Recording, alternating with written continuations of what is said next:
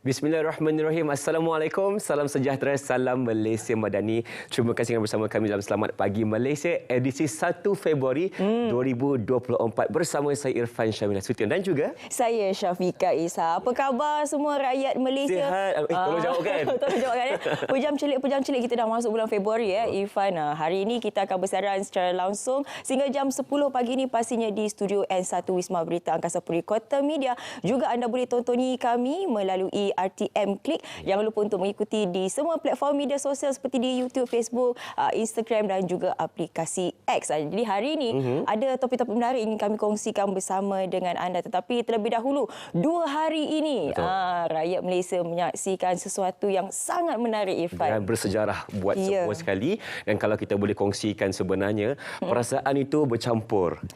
Kalau pada 30 Januari kita berasa hiba, sedih kerana ramai yang nangis Irfan. Ya, ramai yang nangis. Saya pun turut menangis. Yang Amat Berhormat Perdana Menteri turut nangis sama. Dan semalam kita menerima pula ke bawah Duli Yang Maha Mulia Seri Paduka Baginda yang ke-17 iaitu Sultan Ibrahim. Kalau kita nak kongsikan ini perkongsian mini love dan juga flying kiss sebelum Agung dan juga Raja Permaisuri berlepas. Kita kongsikan di sini 30 Januari merupakan hari bersejarah buat rakyat Malaysia yang menyaksikan istiadat keberangkatan balik sempena tamat tempoh pemerintahan ke bawah Duli Yang Maha Mulia Seri Paduka Baginda Yang Teragung ke-16 selepas genap 5 tahun baginda bertahta sebagai Ketua Utama Negara. Ya, jadi ketika meninggalkan Istana Negara, kenderaan khas yang membawa Yang di-Pertuan Agong dan Raja Permaisuri Agong berkenaan melintasi kawalan kehormat darjat daripada Batalion Pertama Regimen Ranger Diraja Camp Wardiburn Setapak yang turun mempersembahkan hormat diraja di dataran Istana Negara. Dan tepat pada 8.20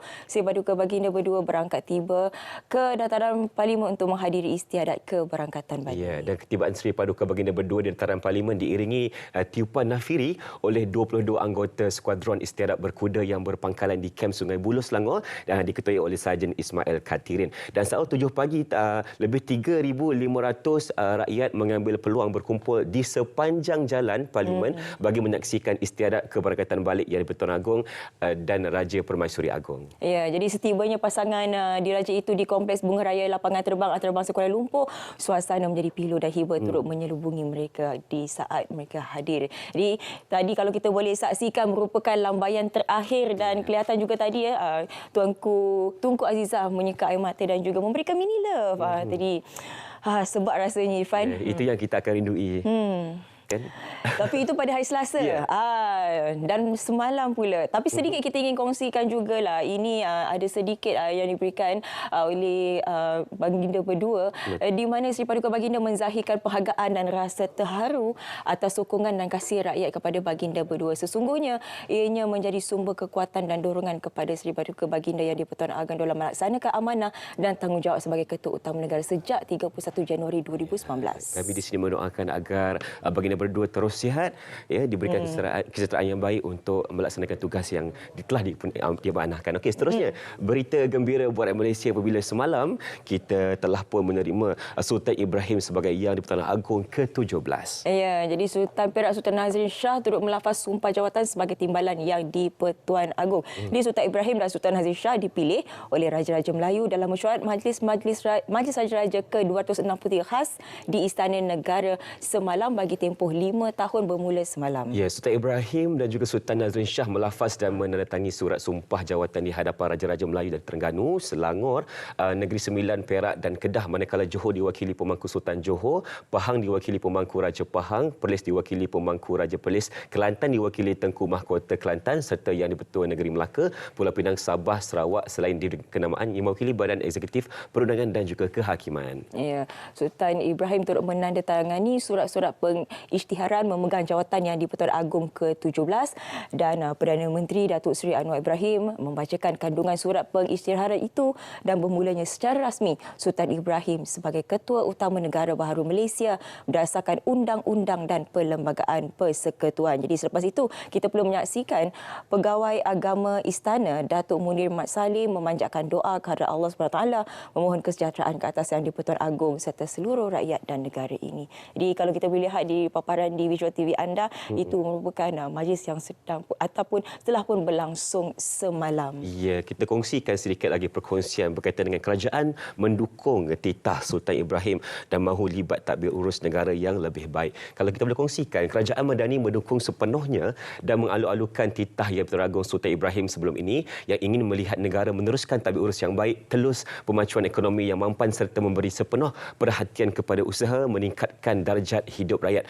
Dan Perdana Menteri juga Datuk Seri Anwar Ibrahim berkata perkara itu juga merupakan hasrat jutaan rakyat Malaysia yang ingin terus melihat kestabilan negara demi kemakmuran dan kesejahteraan serta peluang dan masa hadapan yang lebih cerah buat semua rakyat Malaysia. Ya, jadi itu antara perkara yang bersejarah boleh kita saksikan sepanjang hari Selasa dan juga Rabu. Tapi hari ini Irfan kita berikan tumpuan sebab nampaknya semua orang cuti Itulah di kalau kita tengok tadi di Lebuh Raya Persekutuan memang jalan lengang. Lengang tak ada kesesakan langsung sebab hari ini merupakan sambutan Hari Wilayah.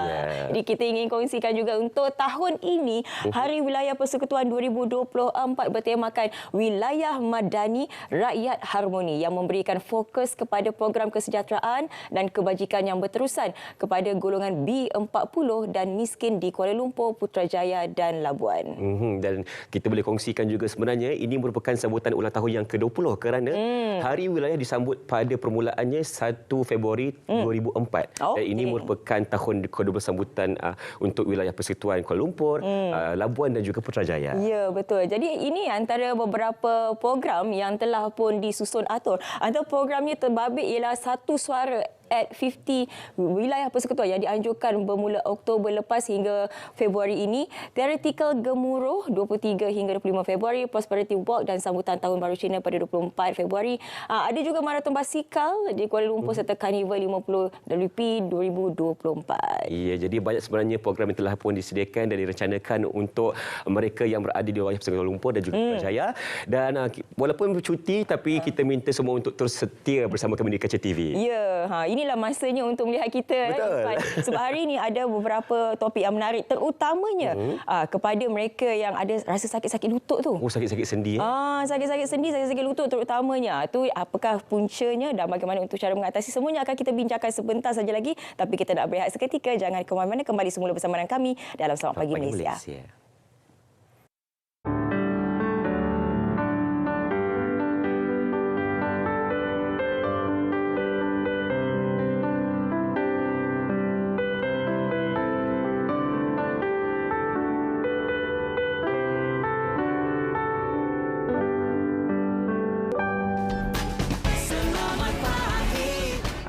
Rasanya dah lama tim Selamat Pagi Malaysia ni tak berjalan ke negeri Pantai Timur. Jadi apa kata ikut kami, tim SPM, kita akan ke negeri Pahang. Secara spesifiknya kita akan ke Kuantan bersama dengan Carnival Rakyat Pahang. Macam-macam ada. Ada makanan, ada persembahan kebudayaan dan juga pelbagai produk pelancongan. Jadi jangan lupa saksikan saya Ridwan Mustafa bersama dengan rakan saya Raja Sufia Raja Arif pada 3 dan 4 Februari. Temui kami di sana, pelbagai pengisian menarik akan kami berikan kepada anda dalam Selamat Pagi Malaysia di Kuantan, Pahang.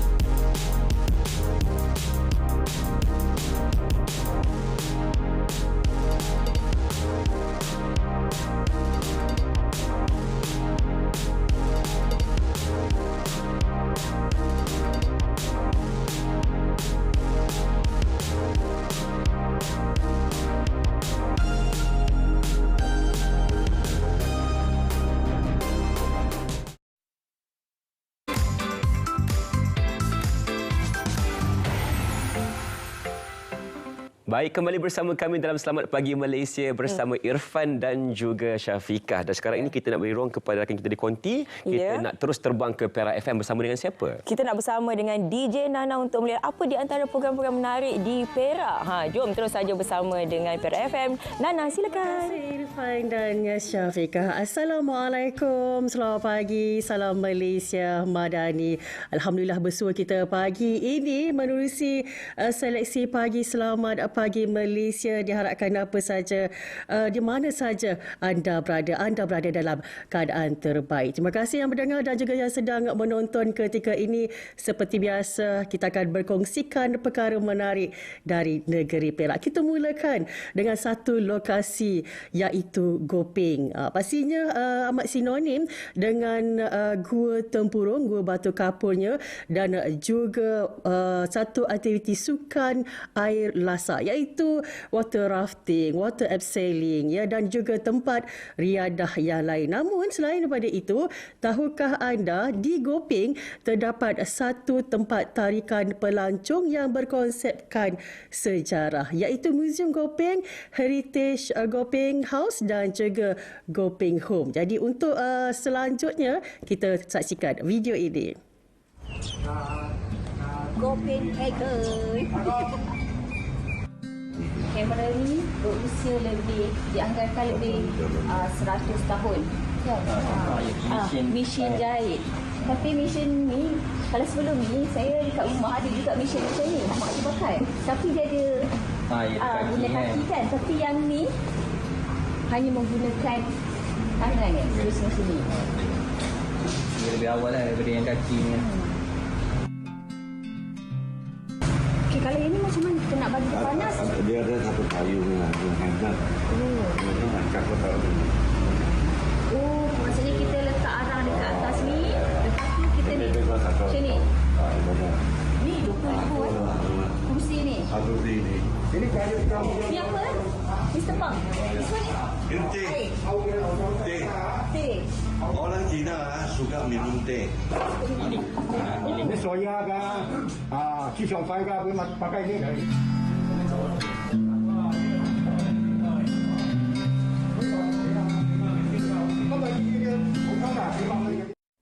Jadi untuk anda mengetahui lebih lanjut, selamat datang ke Museum Gopeng kerana di situ terdapat banyak barangan antik yang berusia lebih daripada 100 tahun. Jadi kita nak kongsikan seterusnya iaitu mengenai kempen keselamatan jalan raya sempena Tahun Baru Cina 2024 Peringkat Negeri Perak dengan menganjurkan program Free Fuel, Free Road Fatality at Petronas UTP, di mana seperti tahun-tahun sebelum ini, pada tahun ini juga Majlis Keselamatan Jalan Raya Negeri Perak akan menjalankan kempen keselamatan jalan raya sempena musim perayaan. Dan program ini akan diadakan pada 5 Februari 2024 bermula jam 10 pagi sehingga 12.30 tengah hari bertempat di stesen minyak Petronas UTP Seri Iskandar. Dan majlis ini akan dirasmikan oleh Yang Berhormat Datuk Seri Muhammad Nizar bin Jamaluddin, Pengerusi Jawatan Kuasa Infrastruktur, Tenaga, Air dan Pengangkutan Awam Negeri Perak merangkap pengurusi Majlis Keselamatan Jalan Raya. Dan antara objektif pelaksanaan kempen keselamatan jalan raya sempena perayaan Tahun Baru Cina 2024 ini iaitu mendidik dan memberi kesedaran kepada pengguna jalan raya, mengurangkan statistik kematian akibat kemalangan khususnya semasa musim perayaan, menguatkuasa peraturan lalu lintas dan menjadikan jalan raya selamat kepada semua pengguna ketika musim perayaan. Seperti mana yang kita sedia maklum, musim perayaan pastinya peningkatan pengguna jalan raya. Jadi penerbit kita Nazrin Syarah dah beri isyarat untuk kita kembali semula ke studio Selawat Pagi Malaysia. Jadi sekian dari perkongsian dari Perak FM. Kita kembali bersama Irfan dan Syafiqah. Silakan.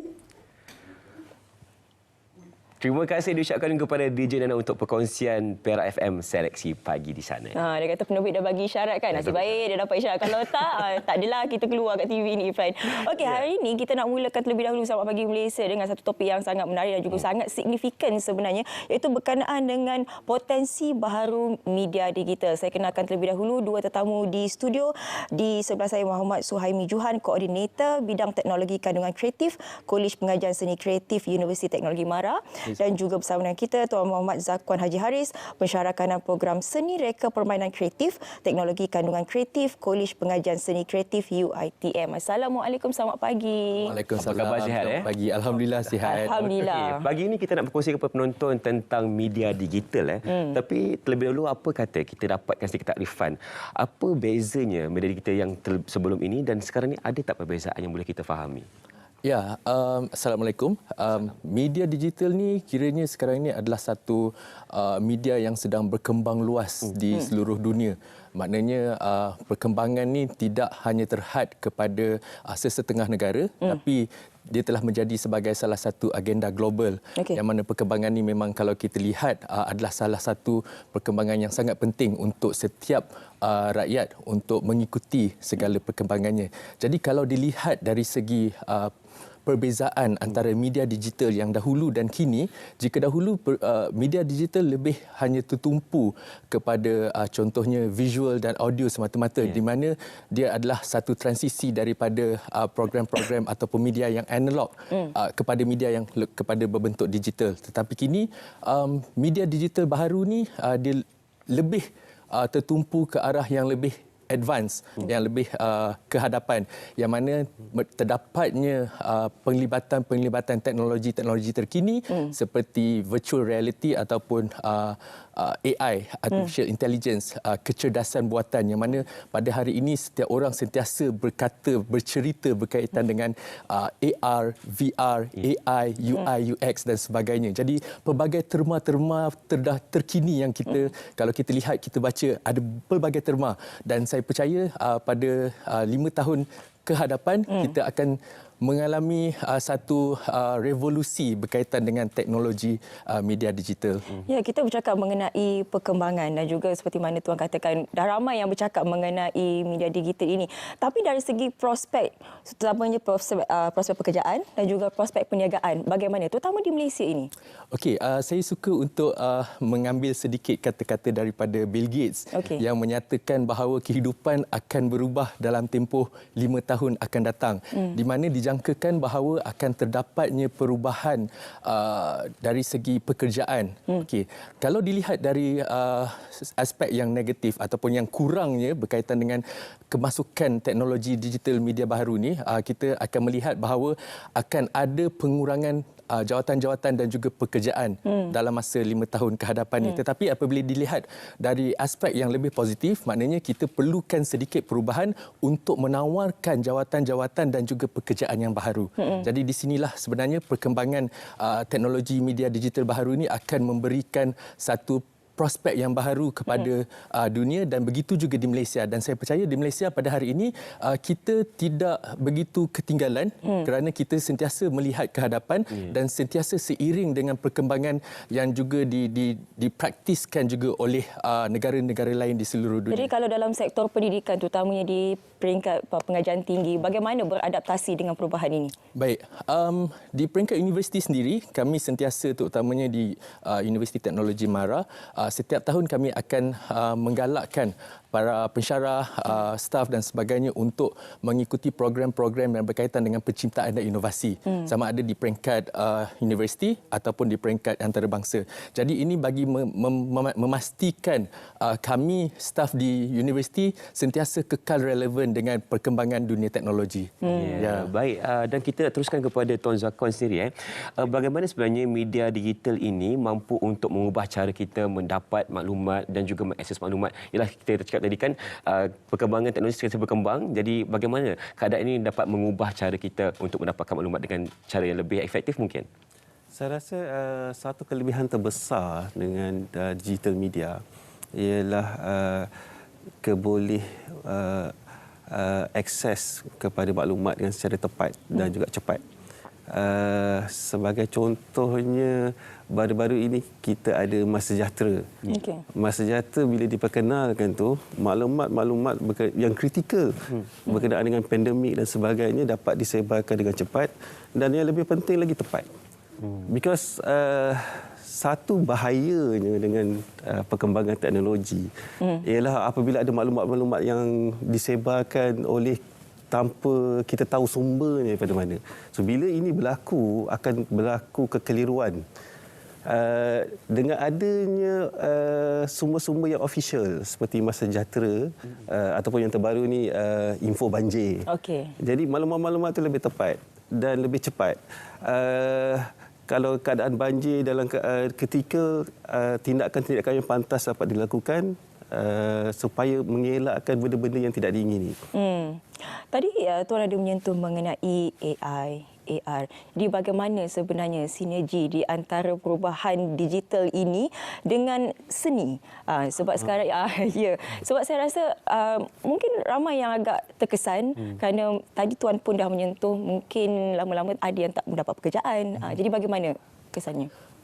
Suka atau tidak, teknologi sentiasa bergerak dan berkembang ke hadapan. Jadi kita sebagai pengguna, kita perlu mengadaptasi dengan perkembangan teknologi kerana kita tak boleh menghalang untuk teknologi untuk bergerak ke hadapan. Jadinya contohnya AI dan sebagainya, dia pada masa sekarang ini contohnya kita ada software perisian di mana perisian tersebut kolaborasikan bersama dengan penggunaan AI. Jadi di situlah bagaimana kita mensinergikan penggunaan perisian, skill dan juga AI tadi itu untuk kita gunakan dalam pekerjaan seharian dan juga dalam bidang seni. Jadi maknanya di sini walaupun kehadiran AI itu sedikit sebanyak akan mengganggu beberapa sektor dan juga bidang pekerjaan, tetapi kita boleh channelkan penggunaan AI itu tadi untuk memudahkan dalam kerja-kerja keseharian kita. Tuan Zakwan ingin menambah? Saya kira satu isu yang agak hangat diperkatakan dengan teknologi AI ini, sejauh mana teknologi AI ini akan mengganti tugas manusia atau peranan manusia. Cuma kalau kita sentuh daripada konteks art ataupun seni, mana-mana bentuk seni pun dia masih lagi memerlukan human touch. Kerana seni itu terlalu abstrak, ianya bukannya sesuatu yang boleh diformulakan. So daripada situ saya rasa walaupun ramai yang mengatakan bimbang dengan teknologi AI menggantikan tugas-tugas manusia, sebenarnya kalau kita lihat daripada segi positif, ianya membantu artis-artis dan pekarya untuk mendapatkan capaian teknologi dalam membantu menghasilkan karya. So saya tak rasa ada satu kekangan ataupun ancaman yang negatif lah. Kita rasa tergugat dengan tidak perlu rasa tergugat. Sebenarnya bila kita lihat contohnya sekarang memang ramai yang menggunakan teknologi AI untuk menghasilkan video, animasi dan sebagainya. Letak je info keluar. Ya, betul. Tapi bila kita lihat semula, itu bukan dikira sebagai pure arts. Kerana pure arts ni kita perlu ada jiwa. Jadi bila menggunakan AI sepenuhnya, jiwa tu tak ada. Kerana ia bukan dihasilkan oleh manusia. Dia hanya dihasilkan oleh komputer.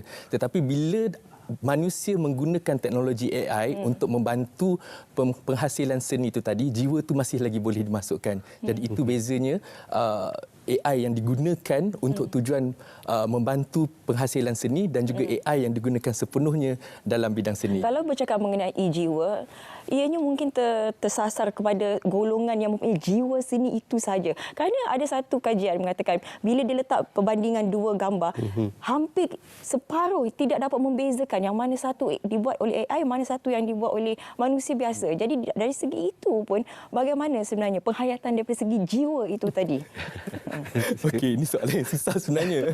Sebab walau bagaimanapun penghayatan tadi tu untuk mengenal pasti kita juga ada teknologi untuk mengesan sama ada satu-satu hasil tu adalah dihasilkan daripada AI ataupun yang asli. Itu adalah salah satu cara untuk kita kiranya mengenal pasti yang jiwa tadi itulah. Tetapi jika dibandingkan side to side macam yang Syafiqah katakan tadi itu, sebenarnya jika seseorang itu mempunyai ilmu dalam bidang seni, contohnya kita masih lagi boleh mengenal pasti sama ada hasil karya tersebut adalah hasil karya yang asli, yang disuntik dengan jiwa itu tadi, ataupun hasil karya yang memang sepenuhnya dihasilkan melalui teknologi komputer. Tapi bila menariknya kalau kita bercakap mengenai digital ni, sebab saya suka ini pensyarakanan program seni reka permainan kreatif. Zaman-zaman saya belajar tak adalah pula bidang ni. Mungkin boleh huraikan mengenai seni reka permainan kreatif ni. Apa sebenarnya jurusan? Dan dia punya kaitannya dengan AI dan juga perkembangan teknologi sekarang bagaimana? Okey, seni reka permainan kreatif bila disebut dalam bahasa Melayu, ramai yang mengkaitkannya dengan permainan tradisional, dengan permainan secara amnya. Tapi sebenarnya kalau dalam bahasa Inggeris creative game design, now dia lebih dekat dengan video game. So di UiTM program seni reka permainan kreatif ni ialah secara amnya study ataupun pembelajaran mengenai permainan, tetapi fokusnya ialah kepada video game. So selari dengan perkembangan dunia video game yang semakin lama semakin besar, industri video game yang semakin lama semakin banyak. Even tahun ini pun pertambahan bajet ke arah industri tempatan untuk video game bertambah. Betul. Separuh daripada tahun lepas. UiTM nampak ini adalah satu keperluan untuk bakat-bakat tempatan dihasilkan dalam industri yang sebesar ini. So kalau kita kaitan dengan AI ataupun teknologi terkini, sudah tentu video game, teknologi AI sangat-sangat penting. Dan AI mengubah cara kita bermain, mengubah cara menghasilkan permainan. Okey, kalau kita boleh kongsikan juga itu di antara peluang tentang kejayaan nanti kan, prospek pekerjaan yang akan datang sekiranya mereka belajar, anak-anak muda kita belajar berkaitan tentang teknologi sekarang ini, AI, VR dan sebagainya. Dan kita nak kongsikan juga kepada penonton berkaitan dengan interaksi sosial yang boleh dihasilkan melalui teknologi yang berkembang ketika ini. Mungkin kita boleh kongsikan? Ya, jadi kalau kita lihat contohnya dari program Creative Game Design tadi tu, memang sememangnya kiranya ia adalah satu perkara yang berkaitan dengan interaksi sosial. Di mana interaksi sosial pada hari ini sangat berbeza jika dibandingkan dengan pada zaman dahulu. Kerana kalau zaman dahulu interaksi sosialnya adalah secara bersemuka, tetapi secara fizikal kan. Tapi sekarang ni masih lagi juga ada yang secara fizikal, tetapi dia lebih cenderung ke arah platform digital, di mana contohnya kalau dalam permainan ataupun game tadi tu, mereka sambil bermain video game, mereka juga boleh berinteraksi secara orang kata real time, secara masa yang terus, masa yang sama juga. Tak kira sama ada dari sebelah-sebelah kita bermain macam tu ataupun dari seluruh dunia secara global. Jadi connection, jaringan antara pemain-pemain itu tadi sebenarnya lebih meluas. Jadi disebabkan itu juga anak-anak muda sekarang ni, kalau kita lihat mereka ni nampak lebih ke hadapan, mempunyai jaringan-jaringan yang lebih luas di seluruh dunia, dan bila mereka ke mana-mana mereka mempunyai kenalan di sana dan di sini disebabkan oleh platform media digital seperti ini. Sebab itulah kalau kita tengok anak-anak muda sekarang ni mengatakan bahawa pendidikan itu tidak penting. SPM tak perlu. Itu parahlah kan. Tapi kalau kita tengok dengan wujudnya bidang-bidang baru seperti permainan ini tadi kan, reka permainan ini, di mana sebenarnya? Apa cabang-cabang kerjaya yang ada dan juga peluang untuk mereka? Dalam industri permainan ataupun kita spesifiklah video game, industri video game, peluang pekerjaan tu sangat besar, sangat banyak. Daripada video game designer itu sendiri, atau kepada konsep artis, ataupun yang mungkin yang tidak berkaitan secara langsung, contohnya voice actor. Pun juga sebahagian daripada yang jarang orang perkatakan bila kita berkata pasal video game. Adakah itu termasuk dalam jurusan ini juga? Seni reka permainan kreatif? Tidak secara directly tidak. Tapi pelajar-pelajar didedahkan macam mana untuk menghasilkan voice ataupun suara yang sesuai dengan naratif dan sebagainya. Peluang-peluang yang lain tu ataupun yang sekarang yang paling glamour sekali, YouTuber lah. YouTuber. Dekat sini mungkin kita boleh sentuh sedikit. Ramai yang menyangkakan YouTuber ni adalah satu pekerjaan yang mudah. Pasang kamera, boleh bercakap depan kamera dan dah dapat follower. Tetapi yang ramai tidak sedar, untuk menjadi YouTuber sendiri pun memerlukan ilmu, memerlukan knowledge. Untuk pelajar-pelajar yang mengikuti program ini, katakanlah mereka tak nak jadi video game designer, memang nak jadi YouTuber. Sekurang-kurangnya apa sahaja yang konten yang mereka kongsi dalam channel masing-masing itu adalah berdasarkan dengan ilmu, bercakap benda yang betul dan bercakap benda yang relevan dan sebagainya.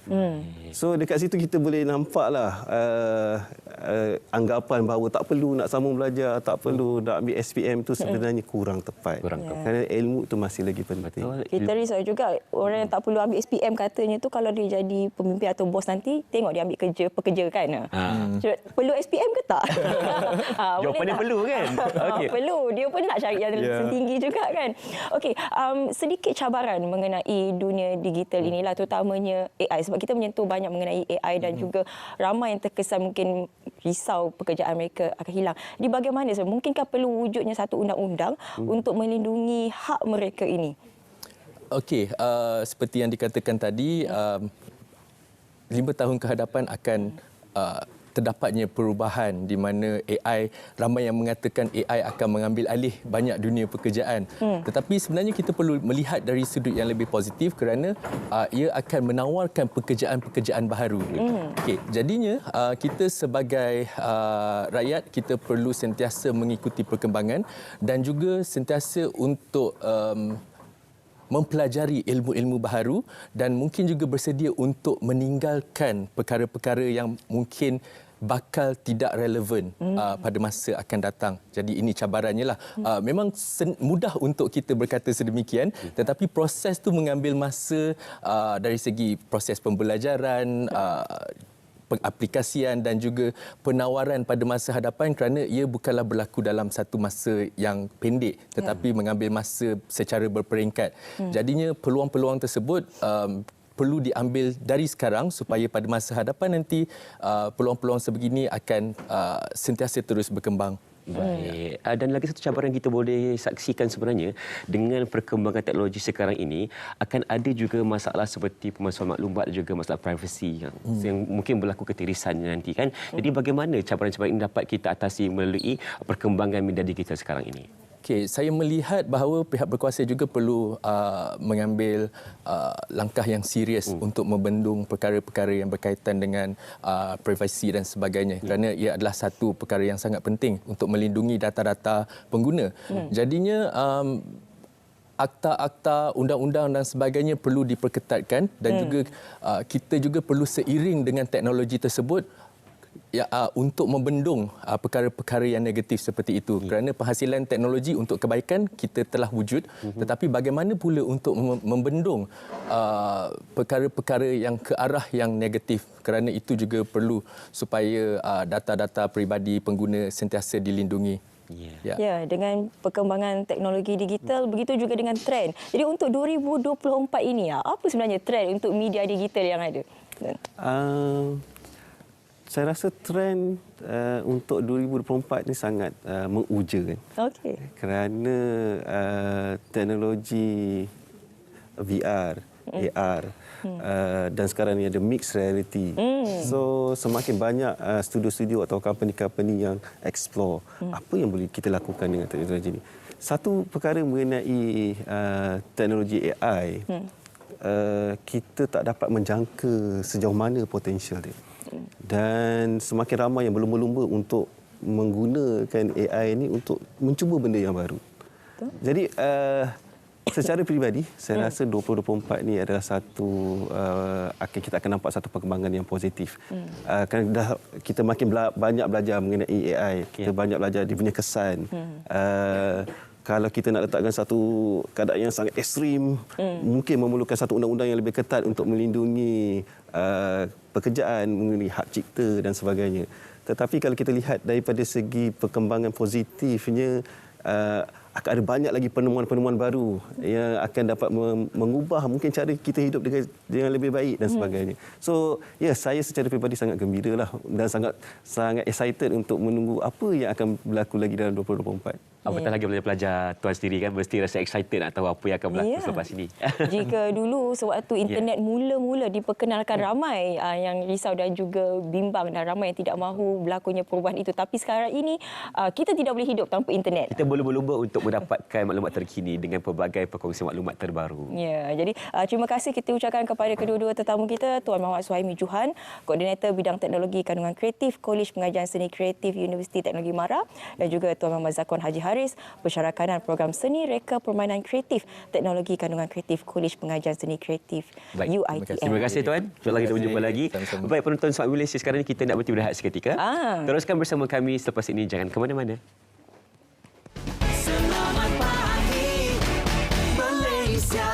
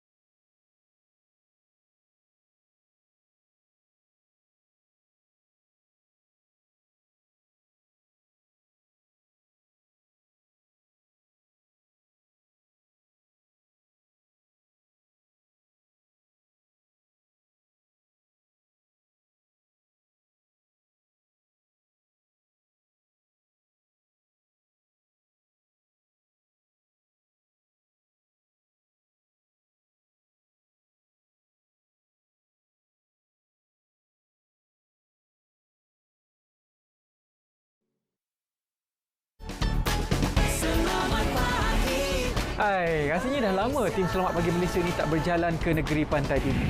Jadi apa kata ikut kami, tim SPM, kita akan ke negeri Pahang. Secara spesifiknya kita akan ke Kuantan bersama dengan Karnival Rakyat Pahang. Macam-macam ada. Ada makanan, ada persembahan kebudayaan dan juga pelbagai produk pelancongan.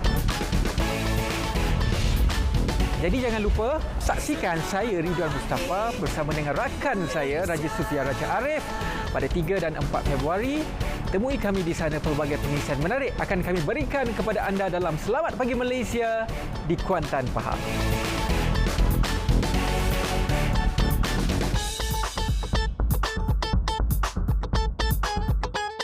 Apa itu penjagaan kendiri atau self-care? Semakin ramai orang berdepan dengan masalah kesihatan mental, terutamanya dengan kawalan pergerakan di Malaysia dan pandemik COVID-19. Ramai yang menidakkan malah mengabaikan kepentingan penjagaan diri. Dan benarkan saya untuk kongsi 3 tip dengan anda untuk membantu anda berdepan dengan cabaran kehidupan masing-masing. Apa yang anda boleh lakukan? Nombor 1, tetapkan sempadan diri yang sihat dan sentiasa memaafkan diri. Pentingkan senaman dalam menyalurkan stres kehidupan ke arah yang membina. Ia membantu juga untuk release endorfin yang membantu anda untuk menggembirakan tubuh. Yang kedua, hadkan masa melihat skrin atau screen time dan uruslah masa dengan bijak. Jangan memperkecilkan kepentingan tidur dalam bantu badan anda untuk dekompres dan di-stres. Fokus kepada pemakanan yang berkhasiat, kawalan berat badan untuk membekalkan nutrisi yang berkualiti kepada diri anda. Nombor 3, sentiasalah berhubung dengan keluarga dan rakan terdekat supaya anda tidak bersendirian. Jangan lupa mencari minat dan hobi baru bagi meningkatkan daya kreativiti. Ya, semoga tip-tip ini membantu anda untuk berdepan dengan COVID-19 pandemik ini yang pastinya mencabar, dan saya doakan yang terbaik buat diri anda. Penting untuk memberi keutamaan kepada diri anda kerana ianya mampu memberi ruang dalam pengurusan daya tindak yang lebih baik. Sayangi diri anda.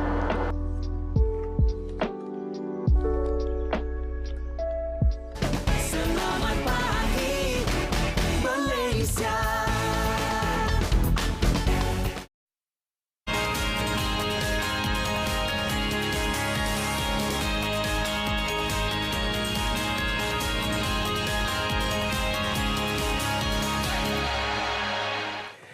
Okey, sebenarnya Irfan nak ikut Ridwan pergi Pahang, tapi rasa macam tak boleh lah. Kenapa? Lutut ni sesakit pula. Loh, muda-muda sakit lutut nak saya ketul ke? Tak tahu juga punca kenapa jadi sakit lutut ni. Itulah Irfan. Ramai sebenarnya di Malaysia ni yang mengalami sakit lutut. Tapi mungkin ada yang merasakan bahawa ni mungkin sebab faktor umur. Ataupun mungkin pernah cedera disebabkan sukan. Mungkin disebabkan berat badan yang berlebihan. Ya, tetapi yang mungkin mereka tidak tahu, mungkin mereka mengalami osteoarthritis. Apakah itu? Okay. Osteoarthritis tu kita nak fokuskan hari ini ialah di lutut. Sebab ia boleh berlaku di mana-mana selagi ada sendi. Di situlah boleh berlaku. Tapi hari ini kita nak memberi tumpuan kepada lutut, kerana ramai rata-rata di Malaysia ni ramai yang mengalami masalah lutut seperti Irfan. Macam saya lah. Jadi hari ini kita bersama dengan 3 tetamu di studio. Di sebelah saya Dr. Muhammad Firdaus Musa, pengerusi Integrated Pain International Network IPIN, dan juga Dr. Muhammad Yaqzan Muhammad Arsad, Timbalan Presiden Integrated Pain International Network, dan di sebelah sana Muhammad Hafiz Hamidun, pengurus Integrated Pain International Network. Assalamualaikum, selamat pagi. Assalamualaikum. Lutut semua okey? Alhamdulillah. Okey, baik. Pada pagi ini kita nak kongsi kepada penonton sebenarnya tentang osteoarthritis ni kan. Mungkin ada yang tahu sakit tapi tak tahu nama saintifiknya dan apa di antara gejala yang boleh menyebabkan sakit lutut osteoarthritis. Boleh kongsikan, doktor? Okey, biasanya Assalamualaikum warahmatullahi wabarakatuh dengan Irfan. So untuk osteoarthritis ni biasanya kita tahu kebanyakan orang yang berusia. Macam Ika Adi mungkin juga disebabkan orang sakit lutut ni ada banyak punca lah. Salah satunya tadi osteoarthritis kan, kemudian ada kecederaan sukan kan. Untuk osteoarthritis ni faktor umur. Kan? Kalau misalnya kecederaan sukan ni biasanya disebabkan sukan lah. Aktiviti dasar. Mungkin saja bukan disebabkan sukan tapi tempat kerja kan, jatuh ke apa ke. Macam itulah. Mungkin Dr. Yazin bertambah sikit kot nanti. Silakan. Okey. Jadi gejala yang paling utama adalah sakit lah. Bila kita sebut sampai sakit ni, permulaan pada tahap awal osteoarthritis ni biasanya dia bermula dengan sakit yang kadang-kadang. Dia sakit, lepas tu hilang, sakit semula, dan terutamanya pada aktiviti-aktiviti yang memerlukan bebanan yang lebih pada lutut, seperti contoh naik tangga, turun tangga macam tu kan. Tetapi pada tahap yang seterusnya, sekiranya kita tak ambil cakna, tak ambil perhatian, sakit tu boleh jadi berterusan. Yang mana pada awalnya kalau sakit, kemudian kita rehat, sakit tu akan hilang. Tapi pada tahap seterusnya, sakit, berhenti rehat pun sakit masih lagi ada. Sebab tu salah satu daripada komplain selalu pesakit, masa tidur pun boleh jadi sakit. Dia nak ubah kan, kedudukan lutut tu kan, terbangun jadi sakit. So sakit tu memang gejala yang paling utama lah. Okey, doktor, boleh tak kita kembali kepada yang asasnya, sebab ini berkaitan dengan sendi. Mungkin ramai yang tidak tahu betapa pentingnya sebenarnya sendi ini kepada tubuh badan kita, doktor. Sangat penting. Hari-hari kita guna, kita berjalan, aktiviti harian kita semua memerlukan penggunaan sendi, terutamanya sendi lutut, sendi ankle, yang mana dia menanggung bebanan berat badan kita. Tapi kalau sakit sendi ni sakit berterusan, kita tak ambil perhatian, pergerakan harian kita memang sangat-sangat terbatas. Sampai sehingga menyebabkan kita depres, anxiety. Yalah, kita nak buat aktiviti yang hanya simple-simple. Contoh memasak. Nak berdiri, solat. Biasa datang tu macam makcik solat susah. Atas kerusi, tak puas. Kan? Contoh kalau memasak tu pun, berdiri 2-3 minit, dah kena rehat. Sangat-sangat pentinglah untuk penjagaan sendi lutut. Tadi doktor ada pun menyentuh mengenai mungkin ada yang tahap awal tu rasa sikit-sikit. Tapi saya difahamkan untuk sakit osteoartritis ni ada 4 tahap keseluruhannya. Betul. Mungkin boleh doktor terangkan? Ika dah boleh jadi doktor dah ni. Doktor Ika, sebentar lagi. Silakan doktor. Okey, kalau kita tengok 4 tahap ni, tahap yang pertama biasanya dia ada gejala. Gejala awal, tetapi kalau kita buat X-ray ni kadang-kadang tak nampak tanda-tanda tu. Dan kemudian aktiviti harian dia tidak begitu terganggu. Macam tu. Kemudian pada tahap yang seterusnya, tahap 2 dan tahap 3 ni biasanya kita kena buat X-ray dan kita tengok tanda-tandanya melalui X-ray. Seperti contoh, kita buat X-ray adanya biji tulang. Biji tulang? Ataupun taji tulang kita panggil. Memang betul kan, kalau kita tengok X-ray tu, daripada tulang tu keluar cuit macam tu. Dia macam taji. Ataupun bahasa kita panggil spurs lah. Bone spurs. Macam tu. Kemudian kita kena tengok juga. Pegang lutut sendiri. Ada rasa. Ada tak biji? Ada bunyi tak? Tak biji. Tapi bunyi tu ada. Bunyi pop. Seperti mana. Okey, kalau kita lihat di paparan skrin sekarang ni, itu ada tulang rawat. Ini kes apa ni, doktor? Okey. Ini memang tipikal osteoartritis. Ini 4 peringkatnya. Ya, betul. Kalau kita tengok kat situ pun ada kecederaan tulang rawan. Kemudian ruang sendi itu sempit. Antara tulang dengan tulang tu menjadi sempit. Okey. Baik, doktor, kalau kita pergi ke klinik ataupun hospital kan, bagaimana doktor akan mulakan dengan proses diagnosis? Apa yang akan ditanyakan kepada pesakit misalnya? Boleh. Silakan. Okay. So jadi biasanya kalau pengalaman kami lah, kami praktis dekat klinik ke apa, biasanya pertama sekali kita akan tanya dari segi history taking lah, ataupun dia punya sejarah kesakitan tu dah berapa lama, macam mana sakit tu on off ke, macam Dr. Yazan cakap tadi kan. So adakah disebabkan bila dia bergerak lama ataupun aktiviti yang lebih lama, so dia akan berdiri lama ke dia akan sakit kan. So benda tu kita ambil kira dan kita tengok sama ada di dalam kategori yang masih acute dalam tempoh bawah 3 bulan ataupun kronik lebih daripada 3 bulan. So kita akan nilai daripada situlah. Kemudian yang baru kita lanjut kepada pemeriksaan, kita panggil physical examination. Maksudnya doktor akan test lah. Ada tes-tes tertentu yang kita tengok, okey ada bengkokkan kaki, kita periksa, ada rasa panas, ada rasa kita nampak bengkak ataupun warna merah pada lutut yang sakit kan. Lepas tu baru kita lanjut kepada yang diagnostik lah, imaging lah. Imaging macam tadi X-ray kita tengok kan. Kemudian salah satunya ultrasound lah, yang sebagai contoh kami bawa ni. Yang mana yang lebih advance, yang lebih detail, kita kena hantar kepada CT scan ataupun MRI. Kejap lagi kami dah cuba ni. Syarifah dah pandai. Kita memang nak cuba ni. Itu faktor risiko itu tadi. Kita dah menyentuh mengenai faktor umur dan juga kecederaan sukan. Apa lagi di antara faktor-faktor lain yang boleh menyebabkan sakit ni? Antara faktor yang paling utama, terutamanya di Asia, ataupun di Malaysia jugalah, faktor berat badan. Ramai trigger ni nanti. Saya tak nak. Saya sebut tak nak cakap tapi kena sebut juga. Sebab ini memang macam mana? Cuba kita bayangkan lutut sendi kita ni kita pakai hari-hari dan apabila dia menanggung bebanan berat badan yang berlebihan. Senang cerita tak sepatutnya lah. Stres lutut tu. Stres. Lama-lama dia merajuk, dia jadi sakit, jadi kehausan gitu. Itu antara faktor yang paling utamalah. Kemudian selain daripada itu, antara sebab yang lain adalah faktor kita panggil degeneratif lah. Degeneratif ni mudah kata wear and tear. Sudah berpuluh-puluh tahun kita gunakan sendi lutut ni kan. Kemudian dia kehausan dan kecederaan lah. Selain daripada itu, apa yang kita panggil autoimmune ataupun rheumatoid. Ni keadaan pesakit di mana sepatutnya kita punya antibody ni dia melindungi diri kita. Tetapi untuk pesakit yang ada autoimmune ni dia menyerang sendi-sendi kita. Jadi kalau pesakit yang autoimmune ni kebanyakannya umur-umur yang muda jugalah. Tadi saya nak mengambil kembali doktor cakap degeneratif tadi. Sebab kalau kita dah guna pakai lama kan dia akan haus macam tu. Betul. Adakah ini bermaksud semua orang akan dapat penyakit ini? Okey. Kebanyakannya pada umur 50 tahun ke atas, ada sedikit sebanyak ada. Cuma tahap tu teruk ataupun tidak. Seperti kalau orang yang ada berat badan dia ideal. Mungkin tahap dia sikit dan tidak perlukan rawatan yang advance. Kembali ke berat badan. Kembali juga betul Lika. Faktor utama. Saya nak cakap tak boleh nak elak. Kalau kita lihat kepada statistik, lebih ramai wanita yang cenderung mendapat osteoartritis ni. Kenapa tu doktor? Okey. Sian wanita. Macam dapat.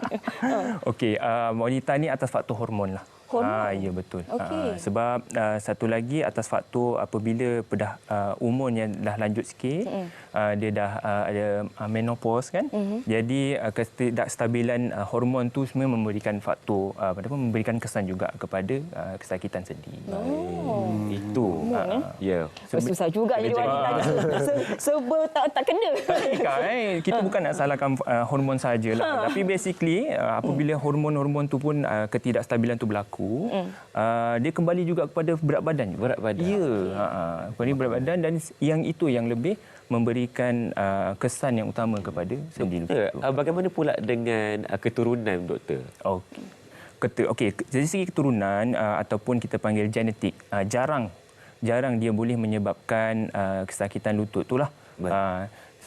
Kalau ada pun sedikit dan lebih kepada yang kita panggil tu autoimun tadi itulah, gaya hidup. Tapi dari sudut osteoartritis sendi lutut ni kebanyakannya berkaitan dengan gaya hidup, lifestyle. Okey. Ini bukan pasal lutut tapi tetap mengenai sendi. Sama ada ini fakta ataupun auta. Sebab kita ni kan selalu bunyikan macam ni kan. Buat demo tau. Kalau ada debat kita bunyikan. Adakah ini satu habit yang boleh mengakibatkan sendi-sendi kita rosak ataupun haus ke macam mana doktor? Okey. Sebab ada kata macam tak boleh. So basically bila kita buat letup-letup ni kan, kita rasa ringan rasa ringan. Tapi sebenarnya dia meningkatkan pergeseran antara tulang dengan tulang di dalam sendi kita. Tak boleh lah. Sepatutnya dia tidak diamalkan. Tidak diamalkan. Okey, jadi kita kadang-kadang ada kawan-kawan tu bagi tangan dia nak buat. Jangan, nanti akan bergeser, akan meningkatkan risiko berlakunya penyakit yang tidak diinginkan. Okey, jadi doktor, kita dah bawakan kepada penonton tadi perbincangan tentang faktor dan punca bagaimana boleh berlakunya osteoartritis ni. Jadi apa rawatan pilihan yang ada kepada pesakit-pesakit? Kalau kita boleh mulakan konvensional terlebih dahulu. Rawatan konvensional yang ada. Alright. So biasanya nanti mungkin doktor Yazan tambah sikit lah. Okay. Biasanya kalau untuk tahap awal kan, biasanya kita akan cuba dengan non pharmacological lah. Kita panggil non pharmacological. Maksudnya kita bermula dengan pharmacological dulu. Lepas tu non pharmacological, kemudian buat fisio, kemudian dengan ubat-ubatan ataupun suplemen kan. Kemudian kita ubah gaya hidup tadi macam Dr. Yazan cakap kan. Selepas tu baru kita lanjutkan kepada yang ubat-ubatan ataupun intervention. Intervention tu macam-macam lah. Ada sampai ke tahap yang perlukan pembedahan, tu kita akan refer kepada hospital untuk buat pembedahan. So yang buat pembedahan ni biasanya doktor pakar ortopedik lah. Biasanya settingnya dekat hospital. So sebelum tu kadang-kadang ada juga orang pernah dengar kalau biasa Ika Irfan pernah dengar dia buat injection atau suntik gel ataupun tambah gel. Tu one of it salah satu cara untuk kita model atau modalities lah untuk perawatan. Okey, yang di skrin dipaparkan sekarang ni apa doktor? Ini. So ini tadi yang pertama tadi tu artroskopi, maksudnya dimasukkan kamera ke dalam sendi lutut. Itu untuk kita nak tengok percaya ke macam mana? Dia tengok apa struktur tisu yang sakit. Macam tu. Okey. Yang ini pula sebahagian daripada fisiologi ni. Fisioterapi. Okey, kita akan sembang fisioterapi tu sebentar lagi. Mungkin doktor ingin menambah dari segi rawatan tadi? Okey. Dari segi konvensional. Bila kita sebut pasal rawatan kan, saya suka nak tekankan tentang prinsip dalam merawat osteoartritis sendi lutut ni lah. Sebab osteoartritis lutut ni dia penyakit yang kronik. Dia dah jangka masa panjang. Jadi rawatan dia pun sebenarnya memerlukan masa, memerlukan rawatan yang berterusan dan perlukan kesabaran. Okey. Itu yang pertama. Sebab apa saya sebut Ika kat sini ramai pesakit yang datang berjumpa dengan saya kemudian dia mengharapkan dengan satu kali rawatan atau dua kali rawatan tu sembuh. Dah boleh main bola ataupun kan dapat dia mengharapkan lutut tu kembali kepada umur 20-an. Tak boleh kita sabar dulu. Ya, betul. Okey. Faktor kesabaran ni juga penting. Contoh kalau kita sarankan pesakit untuk pergi fizioterapi buat senaman untuk kemudian pengurusan berat badan. Benda ni bukan terjadi sebulan, 2 bulan macam tu. Dia perlukan masa, kesabaran. Kalau pergi fizioterapi pun, kena buat balik di rumah. Bukan hanya di fizioterapi, di tempat fizioterapi sahaja. Itu prinsip yang pertama lah. Yang kedua, rawatan daripada satu pesakit ke satu pesakit ni dia berbeza-beza. Individualistik dan spesifik lah. Kita tak boleh nak pukul rata kepada semua pesakit. Saya sebutkan ini sebab apa? Sebab ramai yang datang apabila kita dah buat pemeriksaan sama ada X-ray ataupun ultrasound ke. Selepas tu bab rawatan tu nanti dia akan cakap dengan doktor, saya nak cucuk gel. Sebab apa? Sebab tu yang penting tu. Sebab saudara saya ataupun jiran saya, kawan saya, cucuk gel 5 tahun lepas. Sampai sekarang tak sakit. Okey. Kita cakap macam mungkin pada ketika itu dia datang pada tahap yang awal satu dan dia mempunyai berat badan yang ideal. Kemudian dia mengamalkan kehidupan yang gaya hidup yang sihat. Walhal yang datang ni Allah mungkin BMI-nya obes. Datang pula selepas 2-3 tahun sakit kan. Dah tak tahan sangat baru sakit. Jadi pada ketika itu mungkin tahap lutut dia osteoartritis sudah tahap 3 mungkin. Dah tahap 4 mungkin. Jadi rawatan yang sama kalau kita cucuk gel kan, dia tak memberikan kesan yang sama seperti jiran dia tu. Faham. Satu lagi kalau saya boleh sebut lagi. Kalau kita pada tahap yang keempat contohnya kan, kita bila buat rawatan di klinik, tahap 4 ni mungkin kita dah perlu rujuk kepada hospital untuk kita buat konsultasi tentang pembedahan tukar lutut. Doktor tak nak. Doktor tak naklah tukar lutut. Macam tukar spare part kereta. Tukar lutut terus. Doktor tak naklah tukar lutut. Jiran saya tukar lutut tu. Sakit sampai sekarang. Jadi mungkin daripada satu pesakit ke pesakit tu dia berbeza. Ramai testimoni Okey, doktor, selain daripada rawatan konvensional, rawatan tradisional juga. Sebab kalau kita melihat di luar sana ada yang menawarkan rawatan akupuncture. Katanya boleh juga menyembuhkan penyakit. Adakah itu benar ataupun bagaimana, doktor? Okey, satu perkara yang kita kena faham bila osteoartritis lutut ni, apabila sendi lutut kita sakit kemudian dia akan memberi kesan kepada tisu sekeliling lutut kita. Terutamanya dia boleh menyebabkan kita punya otot-otot menjadi lemah. Otot-otot menjadi lemah. Itu yang kita risau tu bila kita tak tackle awal, otot menjadi lemah. Disebabkan apa? Sakit. Bila kita sakit ni kita tak nak guna dah lutut tu kan, kita jarang guna. Jadi otot jadi lemah. Bila otot jadi lemah itu yang kadang-kadang berjalan tidak seimbang, tidak stabil dan menyebabkan mudah untuk jatuh. So rawatan seperti yang macam Ika kata tadi tu, dia mengurangkan kesakitan. Tetapi kita perlu tackle apa faktor ataupun sebabnya. Dia mengurangkan tapi tidak mengubati. Dia mengurangkan kesakitan. Contoh macam tadi Dr. Firdaus katakan tadi, kita punya step lah untuk merawat osteoartritis tadi kan. Bermula dengan yang rawatan tanpa ubat, rawatan dengan ubat tahan sakit lah contohnya. Dan juga contohnya seperti suntikan. Apa objektifnya? Apabila kita cucuk contoh gel ataupun PRP, dia mengurangkan kesakitan lutut dengan harapan selepas kurang kesakitan lutut, pesakit tu dia buat fizioterapi. Dia buat exercise untuk kuatkan otot semula, untuk bina semula otot supaya lutut dia jadi lebih seimbang, lebih stabil. Kembali balik ke pertama, kembali balik kepada berat badan. Okey, kalau kita nak kongsikan juga daripada Tuan Hafiz Hawidon sendiri, pengurus Integrated Pain International Network ni, boleh kongsikan sedikit latar belakang objektif IPIN ni dilaksanakan dan apa di antara program yang kita laksanakan selepas ini? Okey, terima kasih Irfan. itulah kalau kita cakap tadi pasal doktor ni memang banyak lah kan. Dia cakap pasal kita nak tahu IPIN ni pula.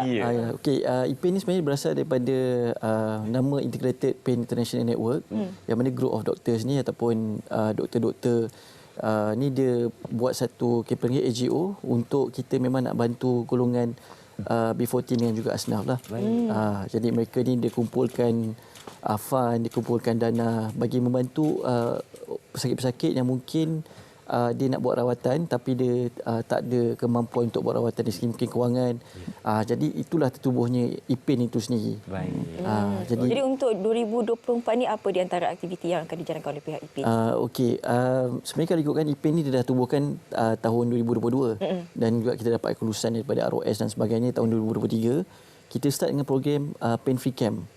Pain Free Camp ni memang kita dah serve ataupun kita dah buat program tu ada 600 orang yang terlibat dekat dalam program tu. Memang kebanyakannya memang ada masalah lutut lah. Jadi mungkin kita pun ada panel yang mana kita tengok dari segi income dia, umur dia dengan juga jumlah tanggungan dia. Jadi kalau mereka-mereka yang mungkin kurang berkemampuan tu, dia datang ke klinik yang mana poliklinik Akmal Medik ni kita punya panel. Dia datang ke sana dan doktor buat kita buat background checking. Dia hantar ke kita dan kita sponsorkan dia punya rawatan. Diberikan oleh IPIN sebenarnya kan untuk membantu golongan yang kurang berkemampuan. Betul. Tadi kita dah bercerita mengenai diagnosis kan. Jadi alang-alang lah ada mesin di hadapan kita. Kita takkan tengok saja tengok saja. Saya nak tahu juga bagaimana ultrasound dilakukan kepada pesakit. Macam mana tu? 54% pula. Ada charge. Sudah. Kenapa bila kita nak pakai dia kata bateri low pula. Saja je ni. Memang kalau bateri low memang tak boleh kita nak buat sedikit demo ke macam mana? Cuba dok tengok. Kita tekan-tekan sikit. Sebelum tu mungkin saya tambah sikitlah dari segi Cik Hafiz punya pertambahan. Semuanya bermula IPIN ni saya Dr. Yazan dengan kawan-kawan kami memberi rawatan ataupun pemeriksaan dekat klinik kan. So jadi bila klinik kan klinik swasta ada sebahagian yang memang orang mampu bayar dan ada sebahagian yang tidak mampu bayar. So antara pengalaman ataupun cerita yang saya peribadi, Dr. Yazan pun pernah dapat cerita yang sama juga, yang mana bila kita bagi tahu okey harganya sekian-sekian untuk rawatan makcik pakcik, tetapi bila kita tahu bahawa dia tidak mampu kan, dia akan cuba mengelak untuk buat rawatan. Okey, apa yang bila kita nampak body language ataupun cara dia bercakap mungkin nampak macam tak mampu, kami cakap dia okey tak apa, it's okay. Kita sponsor. So bila kita sponsor ataupun kita bagi harga diskaun 50% ke apa, bila dia dapat rawatan dia menangis. Dan benda yang benda tu yang bagi kami sebagai seorang doktor adalah satu kepuasan, sangat-sangat satu kepuasan bagi kami. Yalah, sebab ramai yang nak cucuk gel tu kan. Ada tak kontraindikasinya doktor? Biasanya gel-gel ni yang sudah dipasarkan, dia punya safety profile dia sangat bagus. Cuma kontraindikasi kalau tempat nak cucuk tu sekiranya ada luka yang kita tak boleh lah buat. Ataupun dia mempunyai alergik kepada gel tersebut. Ataupun dia ada sejarah alergik yang dia alergik kepada banyak perkara. Yang tu kita perlu berhati-hatilah. Tetapi setakat yang pesakit yang saya rawat setakat ni tak pernah jadi satu komplikasi yang Boleh satu gel tu apa sebenarnya bahan? Sebab saya tengok ada juga cucuk HA. Betul. Itulah dia. Itulah dia. Nama gel tu ialah biar rasa cucuk je. Kan saya nak kata apa dah jadi doktor. HA tu dia hyaluronic acid. Ataupun mudah bahasa kita panggil gel lah. Okey. Ini 25 minit tak cukup. Tak cukup ni. Kita perlu sejam sebenarnya untuk kita bincangkan osteoartritis lutut, gejala dan juga rawatan yang perlu dilakukan untuk mengurangkan kesakitan dan mengubati penyakit seperti ini. Terima kasih ucapkan kepada Dr. Muhammad Firdaus Musa, Dr. Muhammad Yaksan Muhammad Arsad dan juga Tuan Muhammad Hafiz Hamidun yang berkongsi tentang bahayanya osteoartritis dan juga cara untuk kita merawat. Sekejap lagi kita nak cek lutut Irfan ni, tapi terlebih dahulu kita nak bersama dengan pegawai Med Malaysia untuk melihat bagaimana sebenarnya ramalan kaji cuaca untuk hari ini. Terus saja bersama Med Malaysia.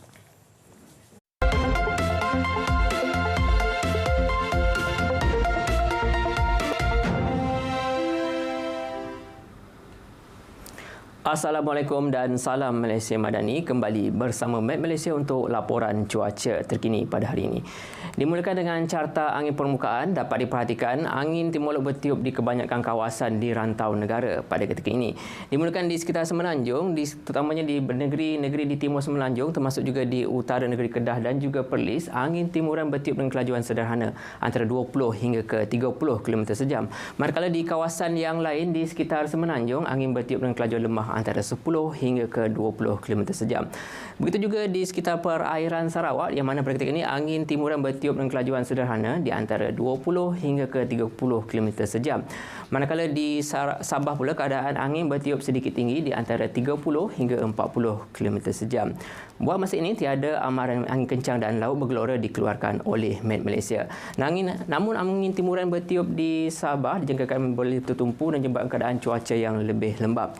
Oleh itu, Met Malaysia telah mengeluarkan amaran hujan berterusan kategori waspada meliputi bahagian Kudat dan juga Sandakan yang akan mula berkuat kuasa hari ini sehingga ke 2 Februari nanti. Amaran hujan berterusan kategori waspada dikeluarkan dengan jangkaan hujan berterusan yang jangka bermula dalam tempoh 1 hingga 3 hari lagi, atau hujan atau ribut peti yang sedang berlaku yang jangkakan boleh berlanjutan dalam tempoh amaran. Oleh itu, orang awam dinasihatkan supaya sentiasa berhati-hati dengan keadaan cuaca semasa. Seterusnya, kita beralih kepada tinjauan cuaca terkini melalui paparan radar. Dapat diperhatikan pada ketika ini keadaan cuaca hujan di satu dua kawasan dicerap di sekitar Kuching dan juga di bahagian Sandakan dan juga Kudat. Dengan keadaan cuaca hujan ini kami jangkakan akan beransur reda pada lewat pagi nanti. Manakala pada sebelah petang pula, Met Malaysia menjangkakan keadaan cuaca hujan di sekitar Sabah dan juga Sarawak akan berlaku di kebanyakan bahagian. Namun ianya akan lebih tertumpu di sekitar bahagian selatan, pedalaman dan utara Sarawak. Manakala di Sabah, keadaan cuaca hujan pada sebelah petang nanti jangkakan akan lebih tertumpu di sekitar bahagian Kudat, Sandakan dan juga bahagian pedalaman. Kita beralih pula dengan tinjauan cuaca semasa di sekitar Semenanjung. Alhamdulillah, keadaan cuaca baik dan tiada hujan di kebanyakan kawasan pada ketika ini.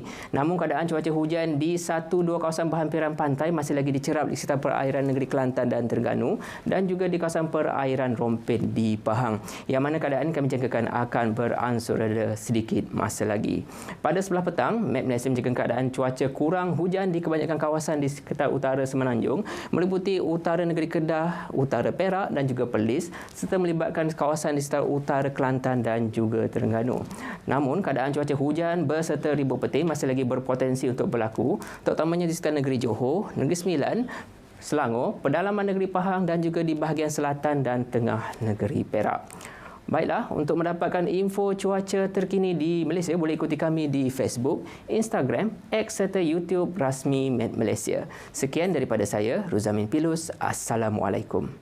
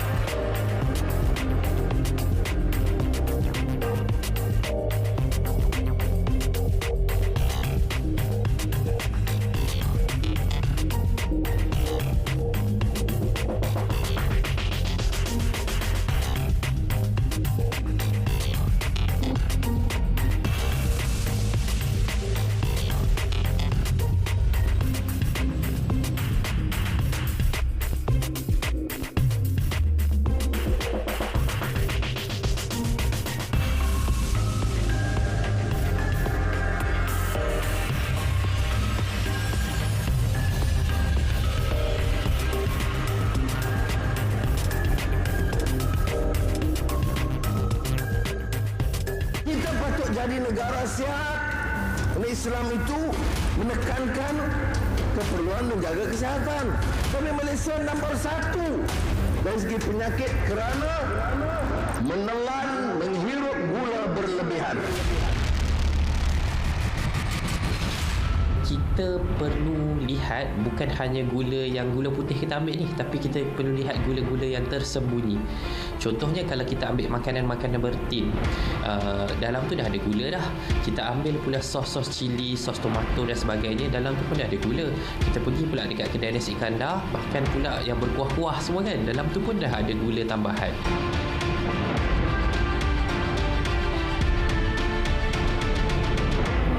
Sebulan tu berapa paket gula orang beli? Sebulan saya ingat kalau 2 bulan 1 paket. Gula untuk pagi lah selepas masa buat air. Petang kita kena masak air. Pengambilan gula kita kawal dengan mengurangkan dalam kandungan minuman. Ajar untuk minum minuman yang manis, maka dia akan menjadi kebiasaan kehidupan je lah. Tapi kalau daripada awal kita untuk minum minuman yang tak manis, okeylah, tak ada masalah.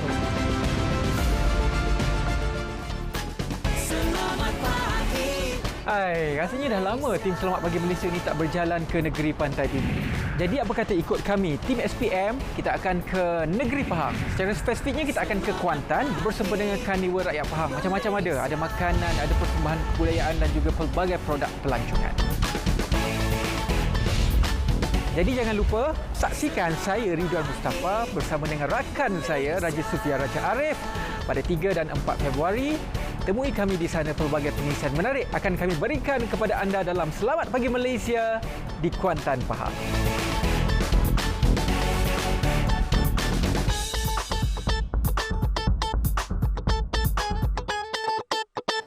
Baik, kembali bersama kami dalam Selamat Pagi Malaysia bersama Irfan dan juga Syafiqah. Syafiqah, kalau kita bercakap tentang ubi keledek kan, selalu Ika akan makan macam mana ubi keledek? Kukus. Kukus. Lagi? Makan dengan kulit sekali. Makan dengan kulit sekali kan, kalau cuaca sejuk kan? Ya, betul. Makan panas-panas. Lepas tu kita fusionkan sikit, letak kimchi kat atas. Oh, macam tu. Tapi Irfan biasa makan ubi keledek ni yang telah dijadikan sebagai kerepek dan keropok lah. Tapi kita nak tahu juga apa di antara inovasi ubi keledek ni bersama rakan pelapor kita, Taufik Adnan yang ada bikisannya. Silakan.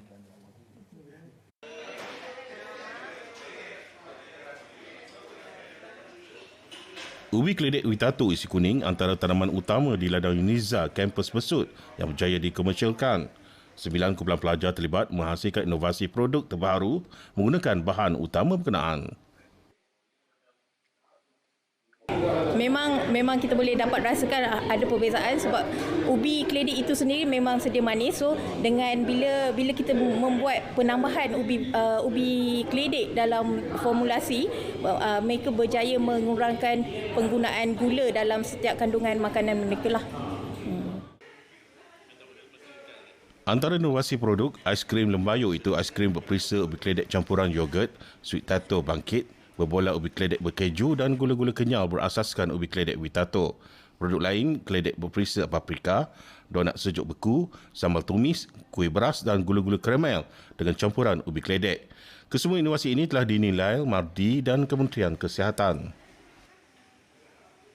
Seperti yang ada di atas meja ini adalah 9 produk yang disediakan oleh pelajar teknologi makanan tahun akhir UNIZA, dan 2 antaranya adalah yang terbaik, iaitu sweet bangkit, sweet potato bangkit dan juga lembayu aiskrim yang dihasilkan oleh mereka. Jadi kalau itu kita nak cuba, okey? Produk-produk ini juga melalui kajian mendalam termasuk kandungan nutrisi serta tindak balas kimia. Sebab kami terinspirasi untuk buat aiskrim yogurt ni disebabkan penularan aiskrim yogurt di pasaran yang semakin diminati dengan pelbagai peringkat umur, bangsa. Seperti kita tahu ada jenama Y tu. So jadi kami ambil idea tu untuk inovatif kan, dengan menambahkan ubi keledek dalam aiskrim kami. Kami nak kekalkan tradisional punya dengan tambahkan dengan bahan lembayung sweet potato. And warna dia berbeza daripada kuih bangkit yang biasa sebab warna kuih bangkit kami berwarna purple. Sebab warna purple ni datang daripada lembayung sweet potato tu sendiri. Jadinya dia berbeza daripada kuih bangkit yang ada di pasaran. Menurut Dekan Fakulti Biosumber dan Industri Makanan UNIZA, Profesor Dr. Hafizan Juahir, ladang ubi keledek Witato di Universiti Kampus Besut kini sudah mencecah keluasan 19 ekar. Setiap ekar tuaian mampu hasilkan lebih 6 tan ubi keledek yang diedarkan untuk pasaran tempatan. seandainya berlaku kita kata permintaan yang rendah dan harga yang rendah di pasaran luar, maka kita tidak ada masalah sebab kita menggunakan secara kendiri lah.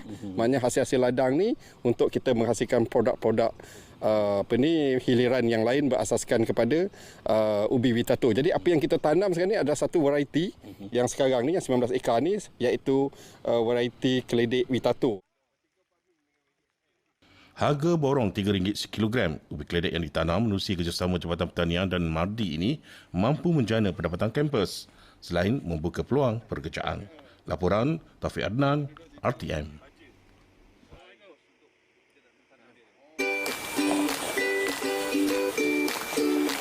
Alhamdulillah tuan-puan, ini kurma Ajwa Aliyah tua yang baru. Masih sejuk lagi, Masya Allah Ta'ala, sedang melekat-lekat lagi ni. Kan, dengan dia punya serat dia, dengan Masya Allah ni, bila baru sampai dengan kesejukan sebeginilah yang akan sampai kepada kita. Dan bila kita nak hantar kepada tuan-puan, kita akan defrost dulu macam biasa. Barulah kita akan hantar kepada tuan-puan kan. So ada yang besar kan. Sebab tu kurma Ajwa Aliyah kita adalah kurma Ajwa Aliyah yang bersaiz mix. Alhamdulillah. Okey. Dan tengok, ini adalah kontainer kita yang baru sampai daripada Tanah Suci Kota Madinah ke Malaysia. Alhamdulillah. Tuan-puan yang belum dapatkan segera daripada Al-Hijaz Universal Sdn Bhd. Kurma cantik kawan ni. Kan, Masya Allah. Ini merah-merah ni semua Masya Allah yang baru-baru ni.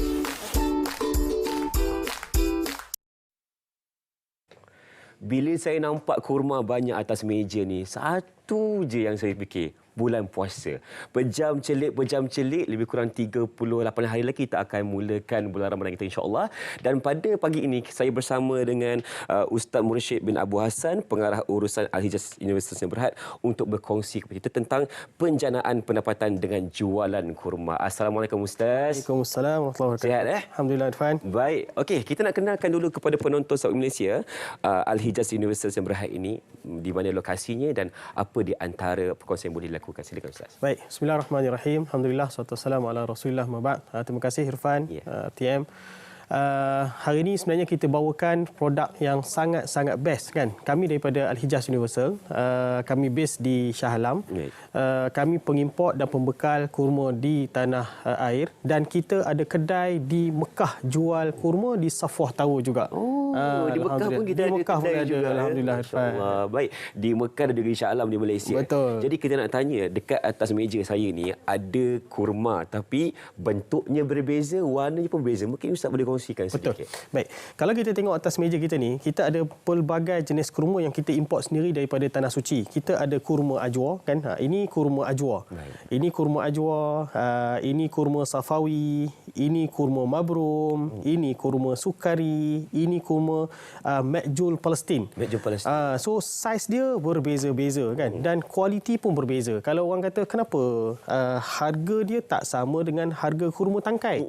Kita ada juga kurma tangkai yang kita bawakan daripada Algeria kan, tapi kurma dia tu kecil-kecil dan berpasir. Tapi kurma yang kita bawa ni adalah premium kualiti, dan kalau kita yang lebih fokusnya adalah kurma Ajwa Aliyah itu sendiri. Kurma Ajwa Aliyah ni ditanam di kawasan Awali Madinah, di kawasan Masjid Quba. Kawasan Masjid Quba ni tuan-puan, dia punya ladang Awali Madinah ni 10 ke 15 kilometer sahaja di kawasan Madinah. Dan di samping tu, selain daripada produk kurma yang kita bawakan, kita juga buat juga, kita invent dia jadi Ajwa Date Oats Milk kan. Ni ada orang yang kadang-kadang dia tak boleh nak makan susu. Kan, dia allergic dengan susu-susu yang daripada soya, daripada lembu dan sebagainya. So apa kita buat? Kita buat produk susu juga, tapi dia bukan susu daripada tumbuh-tumbuhan. Dia susu daripada oat milk tu sendiri. Alhamdulillah. So kita buat juga, kita buat susu kurma yang kita buat kita bawa daripada Ajwa ni, daripada Madinah, dan Australian fresh milk kan. Jadi kalau tuan-puan tengok di kaca TV tuan-puan tu bermacam-macam yang kita bawa. Sebenarnya kita buat daripada kurma yang kita import, dan kita invent pergi ke produk-produk yang diboleh pasarkan. Betul. Dan juga tuan-puan boleh merasai dengan sangat-sangat seronok insya-Allah. Insya-Allah. Okey, untuk pengetahuan semua, dalam dunia ini terdapat lebih kurang 1,400 jenis kurma. Tetapi apa yang membezakan kurma yang telah dipasarkan oleh Al-Hijaz sendiri? Apa keistimewaannya Ustaz? Ya, baik.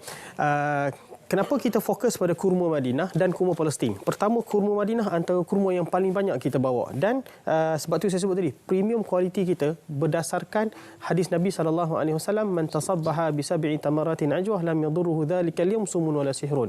Nabi sebut barang siapa yang bersubuh-subuh dengan 7 biji kurma ajwa setiap pagi, kan, dan Nabi sebut dalam satu hadis ini, inna fil ajwatil aliyati shifa, sesungguhnya ada pada kurma ajwa aliyah itu syifa, ubat, kan, jauh daripada racun, jauh daripada sihir, kan, dan hadis yang sahih. Jadi kurma ajwa antara kurma yang disebut oleh Nabi SAW dalam hadis. Kalau orang Melayu ni Irfan, dia panggil kurma najwa, kurma nabi, kurma dia nama dia ajwa, bukan najwa.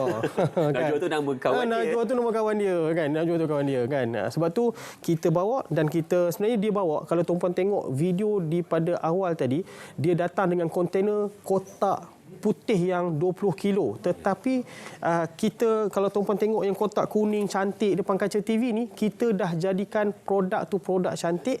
Kita pilih buah-buah yang sangat cantik, kita letak dalam plastik dan kita kotakkan untuk sampai ke tuan-puan. Kalau kita boleh saksikan, Ustaz, dalam satu kotak ni lebih kurang berapa banyak kurma yang ada? Baik.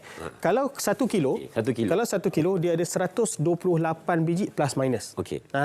So kalau yang kecil ni adalah 250 gram. 250 gram. Sebab tu kalau tuan-puan yang sebab hari ni kita ada promosi yang kita nak sebut sebentar nanti. Okay. Tapi tunggu sekejap. Tunggu sekejap, kan. Tangkap gambar dulu, kan. Tangkap gambar dulu, ambil gambar supaya boleh simpan, hubung kita segera sebab kita ada beberapa promosi yang sangat-sangat menarik menjelang Ramadan, 38 hari nak sampai, dan bukan sekadar Ramadan. Orang ni dia makan kurma bukan Ramadan saja. Sebab tu dalam hadis yang sebut tadi, man tasabbaha, barang siapa yang subuh setiap pagi 7 biji kurma ajwa. Jadi dia jadi amalan yang baik untuk kita. Kita bukan nak overclaim, tetapi Nabi sebut man tasabbaha, barang siapa yang bersubuh-subuh dengan 7 biji kurma ajwa.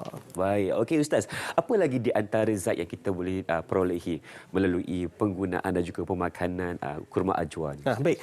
Tuan-puan, bila kita nak cakap saintifik, dia kalau kata kita ambil kurma yang contoh dia dah jadikan makjun dan sebagainya, dia dah masuk bahan-bahan kimia. Kurma ajwa yang kita bawa ni, kalau tuan-puan tengok dekat tangan saya dulang besar ni, kurma-kurma ni dia tidak ada bahan-bahan kimia. Betul. Kan? Dan sangat sihat untuk dimakan. Sebab tu Nabi sebut dalam satu hadis yang lain, orang yang ada kurma di rumah dia la yaju', dia takkan berlapar. Kan? Sebab tu kita di rumah ada orang simpan air zam-zam, ada simpan kurma, tapi untuk kelebihan kurma khasiat diri kita. Orang perempuan yang nak salin, nak menyusukan anak, kan, bermacam-macam. Sebab tu produk kita, ada orang yang dia kata waktu nak menyusukan bayi, dia nak minum apa? Kita buat susu tamar milk, kan. Tapi tamar ni adalah ajwa yang kita proses, yang kita bawa daripada tanah suci ke tanah air, dan kita jadikan susu kurma sendiri. Sebab tu tuan-puan hubungi kita, dapatkan segera produk-produk kita daripada Al-Hijaz Universal. Kita di Shah Alam sahaja, dan tuan-puan boleh dapatkan daripada online pun senang. Tuan-puan tak perlu datang Shah Alam. Tak kira Sabah Sarawak ke, Semenanjung Malaysia ke dan sebagainya, Singapura, Brunei, Indonesia pun semua dapat boleh daripada kita, alhamdulillah. Baik, Ustaz, saya tertanya juga, kan, untuk kurma ni ada tak sebenarnya tarikh luput untuk makan? Bila kita bawa masuk ke Malaysia, kita simpan di cold room. Dan dia sejuk. Kalau dia tak gunakan cold room, kontainer tu sendiri kena kontainer yang sejuk beku. Sampai ke Malaysia kita simpan dalam cold room. Jadi bila dia keluar, sebenarnya duduk di luar 5 ke 8 bulan tu boleh. Okey, tak ada masalah. Tak ada masalah. Tapi kalau kita dah beli, kita ambil, kita letak dalam peti ais. Tahan lama lagi? Tahan lama lagi. Dan ada orang dia suka makan kurma ni dalam keadaan dia sejuk. Saya di rumah, saya ada kurma yang letak dalam peti ais. Ada kurma yang saya letak di luar. So, dia jangan panas sejuk. Nanti dia akan rosak. Dia akan rosak tu, dia tak rosak sebenarnya. Dia akan keluar kutu-kutu daripada biji kurma tu sendiri. Ada, kalau kita baca kutu kurma dia boleh makan tak? Bukan saya nak ajak makan kutu kurma. Saya nak ajak makan kurma. Tapi kutu kurma ni seperti kutu beras. Kalau kita baca dalam website apa ataupun pandangan-pandangan mufti dan sebagainya, ianya boleh dimakan. Tapi bukanlah kita nak suruh makan. Cumanya jangan letak sejuk panas, dia akan lama-lama dia akan keluar dia punya kutu beras. Kita praktikkan macam Ustaz lah kan. Ada satu kotak kita simpan dekat suhu bilik, ada satu kotak kita simpan dalam peti ais. Betul. Okey, Ustaz, saya nak tanya, apa di antara peluang yang kita berikan kepada mereka yang ingin menjadi pemborong? Baik. Tuan-puan, borong kita start daripada 5 kilo sampai bertan-tan. Kan, kontainer kita dah masuk 5-6 kontainer, bertan-tan kita sediakan tuan-puan. Satu. Yang kedua, untuk kita cerita 5 kilo sahaja. Kalau tuan-puan beli, orang nak beli biasa, dia beli 1 kilo dengan harga RM90. RM90? Okay. RM90. Tuan-puan dapat kotak cantik sebegini. Tapi kalau tuan-puan membeli 5 kilo, 1 kilo ni jatuh RM60 sahaja. 1 kilo ni RM60 sahaja. Dan kalau di kaca TV tu kita nampak beli 3 percuma 1. Yang kotak kecil ni 250 gram, kita jual satu kotak RM30. Tetapi pada hari ni beli 3 percuma 1. Maksudnya jatuh RM90. Itu promosinya. Okey, ada lagi tak Ustaz? Ada lagi? Ada lagi. Yang kita tambah lagi promosinya Ustaz. Ada lagi. Okey. Tuan-puan, untuk keesokan hari, pada 2 hari bulan 2, tuan-puan beli 2 kotak kecil ni, dapat percuma lagi 2 kotak dengan harga RM60 sahaja. Banyak Ustaz. Orang sebut kata Black Friday. Tak, kita tak nak Black Friday. Kita buat Friday Barakah Sales. Itu dia. Beli 2, percuma 2 lagi. Beli 2, percuma 2. So, tuan-puan grab segera daripada kami sebab stok ni kita buka 1,000 unit sahaja. Baik. Tapi Ustaz, saya nak lagi lah Ustaz, promosi ada lagi tak yang lain? Tuan-puan, nak ada promosi lagi kena datang ke pejabat kami, kena tengok apa yang kami letak, kan? So, kalau tuan-puan nak orang yang nak berniaga kan, Irfan, nak berniaga, nak beli lebih kan, beli yang 5 kilo ni. Baik. Yang 5 kilo. Sebab 5 kilo, 1 kilo jatuh RM60. Kotaknya cantik. Kalau dia nak berniaga pun boleh berniaga. Boleh berniaga. Bukan itulah semua orang yang tengok di dalam TV ni nak berniaga. Betul. Kan? Ada yang dia beli nak berniaga, ada yang dia beli dia nak makan sendiri, kan? Dan sebagainya. Dan kita di Al-Hijaz Universal, kita sediakan untuk pemborong-pemborong yang nak buat produk sendiri. Yang nak buat produk sendiri, kita cetak kotak dengan dia orang punya logo brand sendiri. So, bina jenama anda dengan kami, insya-Allah taala. Hubungi kami segera. Hubungi segera untuk mendapatkan promosi yang telah dikongsikan oleh Ustaz. Okay, lagi sekali kita kongsikan kepada penonton QR code untuk melakukan pesanan. Betul. Silakan tuan-puan scan je QR code ataupun sekarang ni simpan, tangkap gambar, simpan dulu, kan? Kalau ada nak bagi dekat mak pun simpan dulu QR ni, nanti bagi mak belikanlah. Ya, mak beli. Tapi janganlah mak beli, kitalah belikan. Betul, bagi hadiah untuk bulan puasa. Belikan. Boleh, tak ada masalah. Habislah nanti pak saya minta. Okey, terima kasih diucapkan kepada Ustaz Murid Syekh bin Abu Hassan, pengarah urusan Al-Hijaz Betul. Enterprise Sdn Bhd untuk perkongsian pada pagi ini untuk kita kongsikan kebaikan kurma dan bagaimana untuk menjadi pemborong dan mendapatkan untung daripada penjanaan pendapatan. Okey, seterusnya penonton, kita akan ke segmen Biar Betul dan kita akan berhenti berehat seketika. Teruskan bersama kami dalam Selamat Pagi Malaysia selepas ini.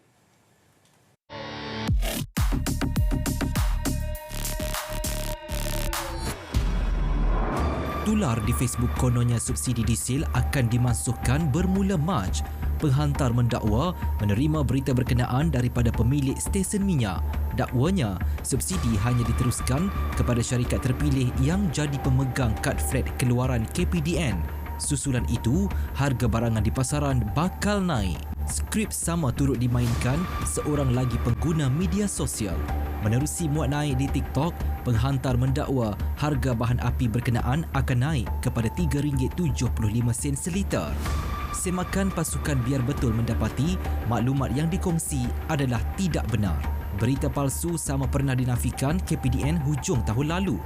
Menurut pihak berwajib, setakat ini tiada perubahan harga diesel membabitkan pengguna kenderaan bahan api berkenaan.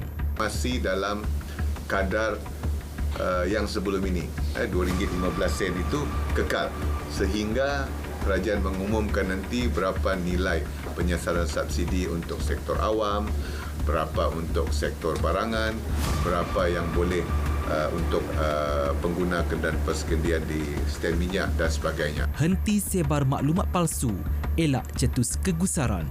penyebaran maklumat seumpama tidak mendatangkan faedah, malah si kaki tular berisiko untuk diambil tindakan. Terima bahan fitnah atau disyaki tidak betul, segera lapor ke MCMC. Biar betul, tak pasti, jangan kongsi.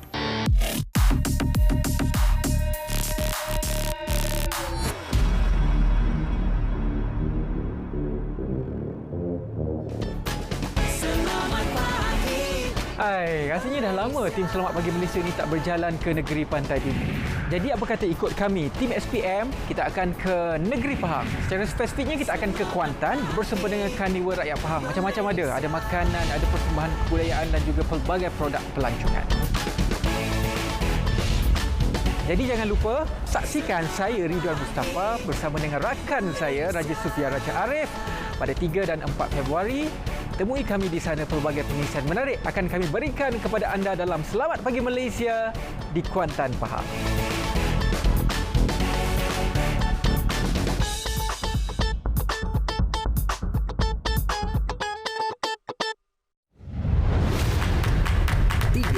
je kita suka.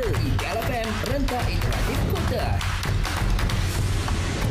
KLFM Extra Jumaat 3.40 hingga 4.14 petang. Mendekati pendengar menerusi kolaborasi KLFM bersama universiti, sekolah atau persatuan seni merangkumi kepelbagaian bidang berkaitan seni seperti muzik, kulinari, lukisan dan lain-lain. 34 JX Carta KL 1.3.40 hingga 4.14 petang. Kira turun lagu popular, borak santai dan persembahan akustik oleh artis jemputan. KLFM lepas di Ahad 3.40 hingga 4.14 petang memperkenalkan tempat-tempat menarik yang menjadi tumpuan pelancong luar dan dalam negara untuk menggalakkan industri pelancongan. 34 je kita suka. Jumaat hingga Ahad 3.40 hingga 4.14 petang hanya di KLFM rentak interaktif kota.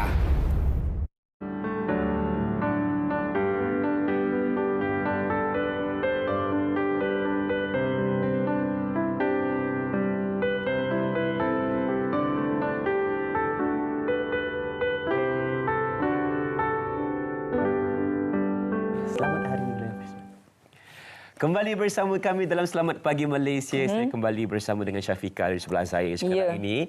Dan kita nak kongsikan sebenarnya seperti yang kita umumkan tadi, hari ini merupakan Hari Wilayah Persekutuan 1 Februari 2024. Okey, sedikit perkongsian sebenarnya. Hari Wilayah ini disambut pada setiap 1 Februari bagi memperingati Perisytiharan Kuala Lumpur, Putrajaya dan juga Labuan sebagai Wilayah Persekutuan, dan tahun ini merupakan sambutan kali ke-20 sejak diperkenalkan pada tahun 2004. Kuala Lumpur diisytiharkan sebagai wilayah persekutuan pada 1974, Negara Labuan pada 1984 dan Putrajaya pada tahun 2001. Itu di antara sedikitlah silsilah sejarah Hari Wilayah Persekutuan ini. Jadi ada pelbagai aktiviti yang telah pun dirancangkan bersempena dengan sambutan Hari Wilayah ini. Antaranya kalau kita boleh kongsikan, Dewan Bandaraya Kuala Lumpur menganjurkan 11 program sempena sambutan Hari Wilayah Persekutuan. Di antara program terbabit ialah Satu Suara at 50 wilayah persekutuan yang dianjurkan bermula Oktober lepas sehinggalah Februari ini. Ada juga maraton basikal, ada juga karnival 50 WP 2024 pada 13 dan 14 Julai ini. Ya, itu dia di antara perkongsian tentang program yang dilaksanakan bersempena dengan Hari Wilayah Persekutuan tahun ini. Ya, hari ini Irfan, kita ditemani dengan bintang-bintang. Patutlah saya rasa bersinar lain macam video hari ini kan. Tapi kita simpan dulu. Sekarang kita nak berhenti berehat seketika. Teruskan bersama kami selepas ini. Kita perkenalkan sistem padu pangkalan data utama. Pertama, ia selaras dengan pendekatan dan dasar transformasi digital. Kedua, menjamin supaya manfaat dan kemudahan itu dinikmati oleh orang yang berhak menerimanya.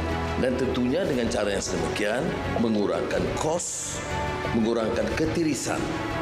Dan kaedah diperkenalkan melalui padu ini ialah secara tidak langsung memaksa setiap warga negara faham tentang transformasi digital dan menggunakan sistem padu.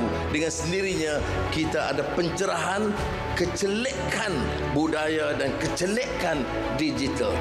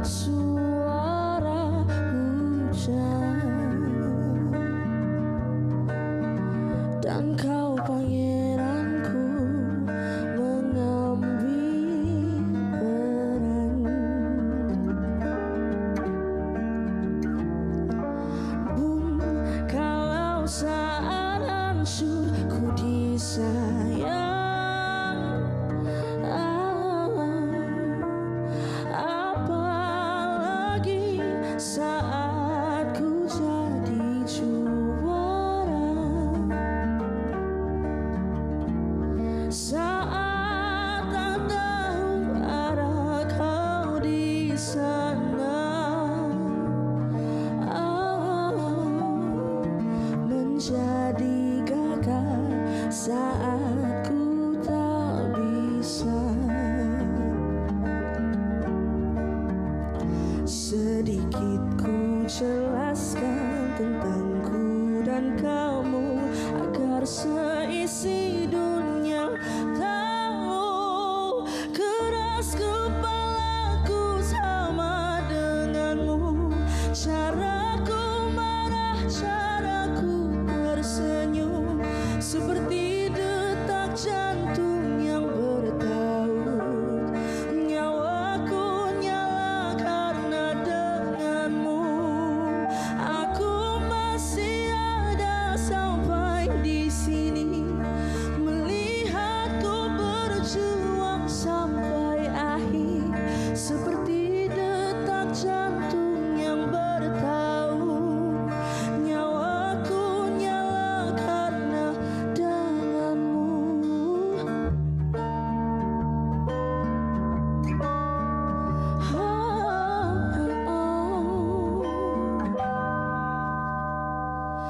Pun aku masih tak mengerti banyak hal. Semuanya berenang di kepala, dan kau dan semua yang kau tahu tentangnya menjadi gagal saat ku tak bisa. Sedikit ku jelaskan tentangku dan kamu agar seisi dunia tahu keras kepalaku sama denganmu. Caraku marah, caraku tersenyum, seperti detak jantung yang bertaut. Nyawaku nyala karena denganmu. Aku masih ada sampai di sini, melihatmu berjuang sampai akhir, seperti detak jantung yang bertaut.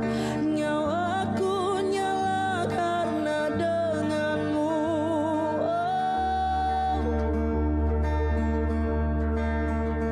Denganmu, denganmu.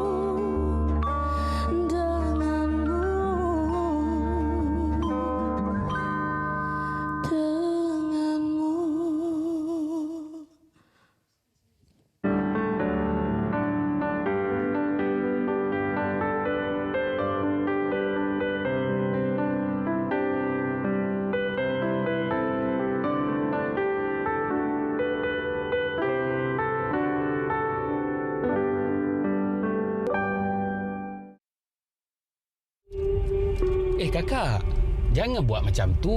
Kenapa? Kan ayah ada bagi tahu dulu, tak baik buang sampah merata-rata. Berdosa tau.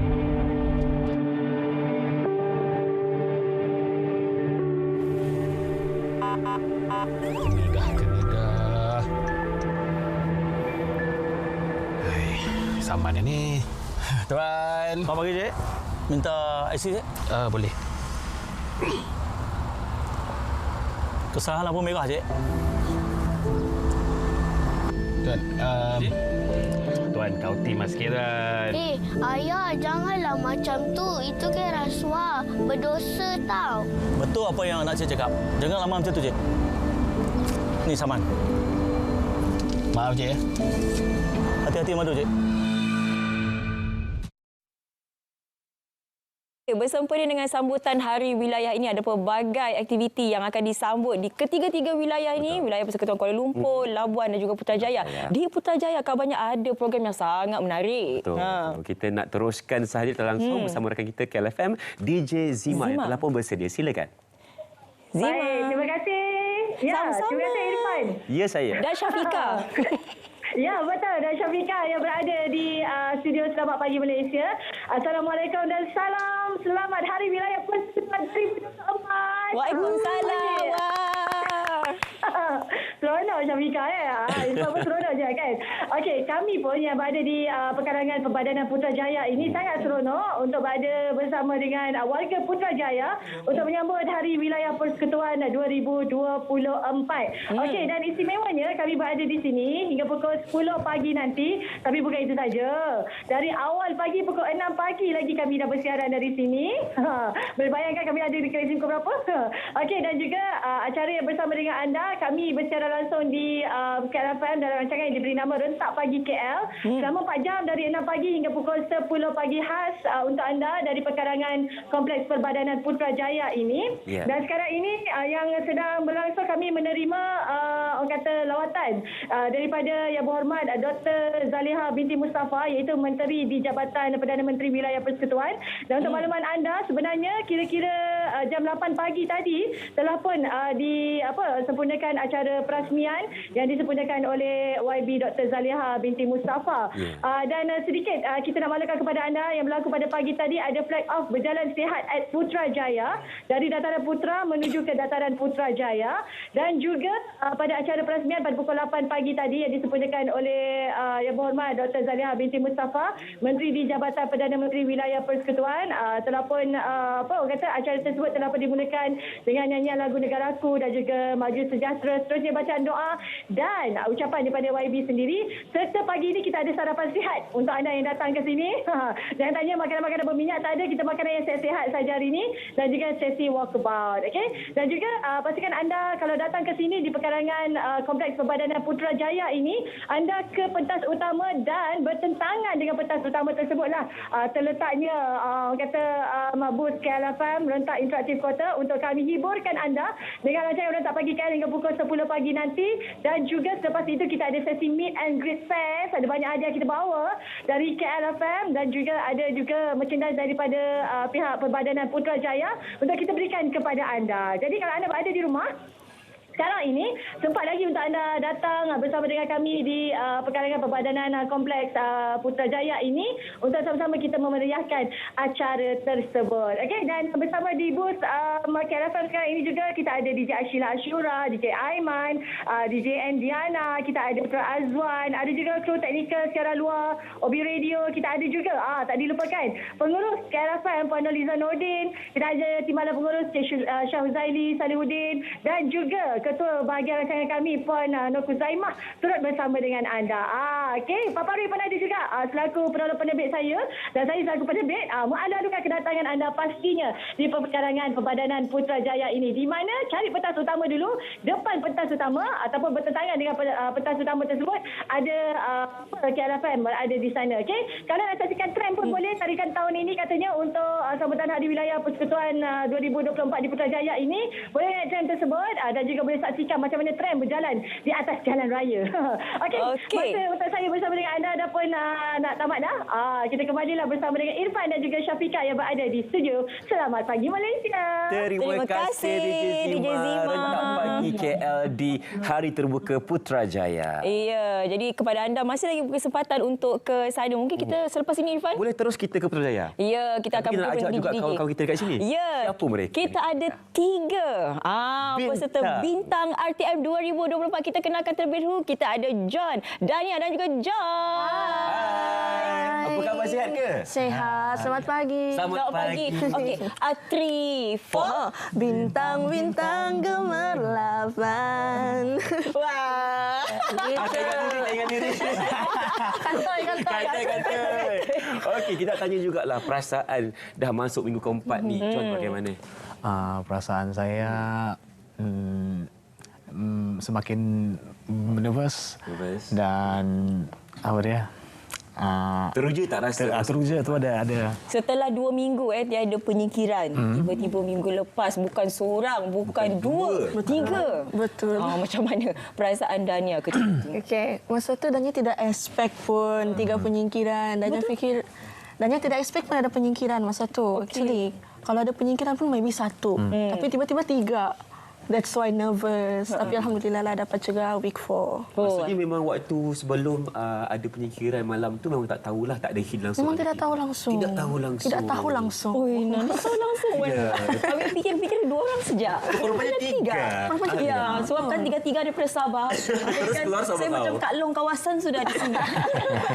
Okey, nak tanya John juga. Minggu lepas kita bawakan lagu rock kan. Macam mana pembawaan lagu rock yang ditonjolkan oleh Joy sendiri?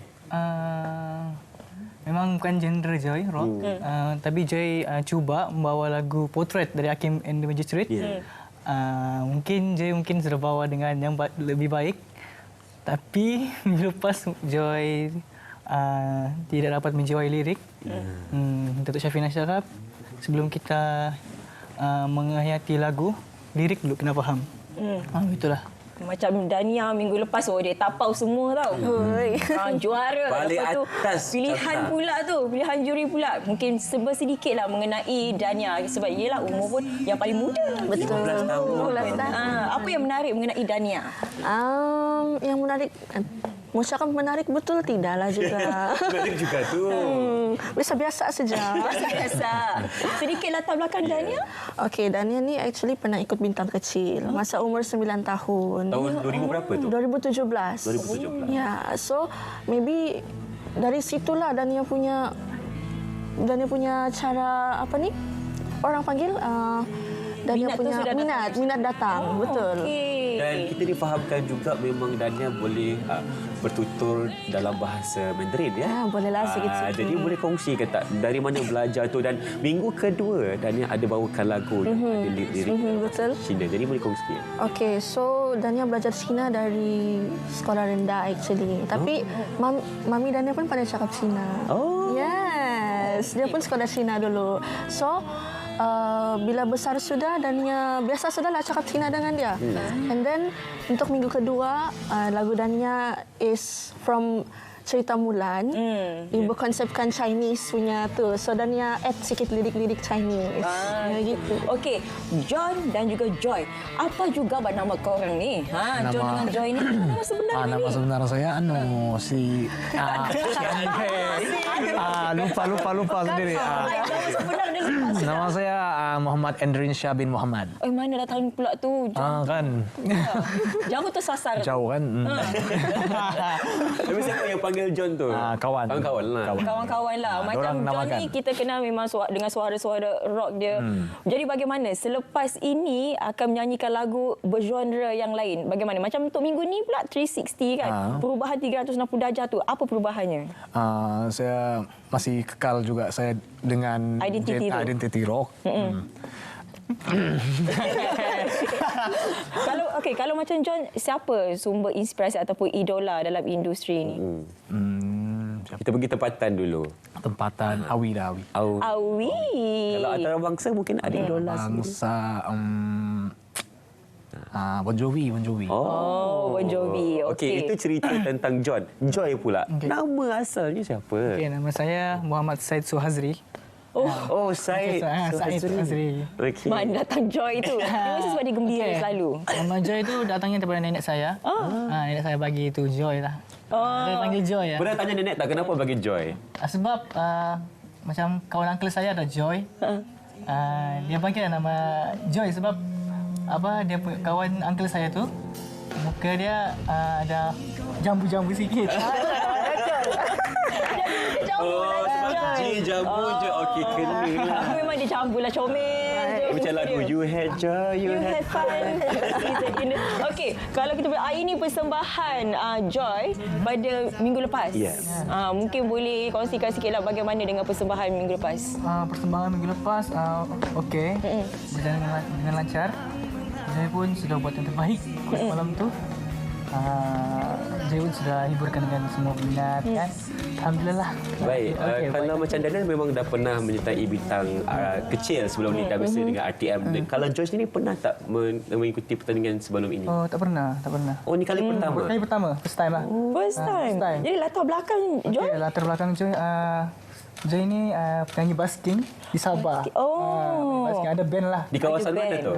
Kawasan Sandakan. Sejak bila awak cakap Sabah? Okey, sudah. Kalau ada band masuk bintang kecil, John? John sama juga. Sama juga? Ada band. Band juga? Oh, rival lah ni. Nak kawan lah. Okey, untuk minggu ni temanya ialah 360. Jadi kita boleh ada bayangannya lah. Mungkin ada perubahan begitu drastik sekali di antara tiga-tiga ni. Persiapannya bagaimana? Okay, kalau macam John Dania? tadi, John tadi dah sama so persiapan Dania try untuk buat kelainan untuk minggu ini sebab lagu Dania rancak. Okay. Lagu Dania rancak dan perlukan stamina yang banyak, perlukan energi yang banyak. So itulah kena belajar menari. Jadi minggu ni Dania akan menyanyi dan menari. Yes. Okay. Kalau Joy pula bagaimana? Okey, lagu 360 ni kan. Mungkin Joy bawa lagu dangdut. Wah. Lagu dangdut. Teaser sikit boleh ke? Teaser sikit. Dia punya chorus lah. Seperti mati lampu ya sayang, seperti mati lampu. Okey, cukup. Cukup. Itu dia. Jadi kalau nak tengok persembahan peserta bintang RTM 2024 ini, jangan lupa Sabtu 9 malam di TV2 atau datang terus ke auditorium. Betul. Tengok mereka secara live. Terima kasih John, Dania, Joy. Thank you. Kami mau promotion sikit. Promote sikit. Apa tu? Jangan lupa undi kami di Instagram. Kamu boleh tengok di Hiburan TV punya Instagram. Tengok di highlight macam mana cara untuk undi kami untuk bintang popular. Okey, jadi dan calonnya di sini. Calon-calonnya di sini. Joy dan juga Dania. Terima kasih kerana sudah bersama kami hari ini. Terima kasih. Okey, seterusnya kita akan kita ke Sabah bersama kawan-kawan kita. Kita nak ke Labuan pula. Cerita Pagi Labuan bersama rakan pelapor kita Rohani Ramli untuk perkongsian Labuan Makmur Sejahtera. Silakan.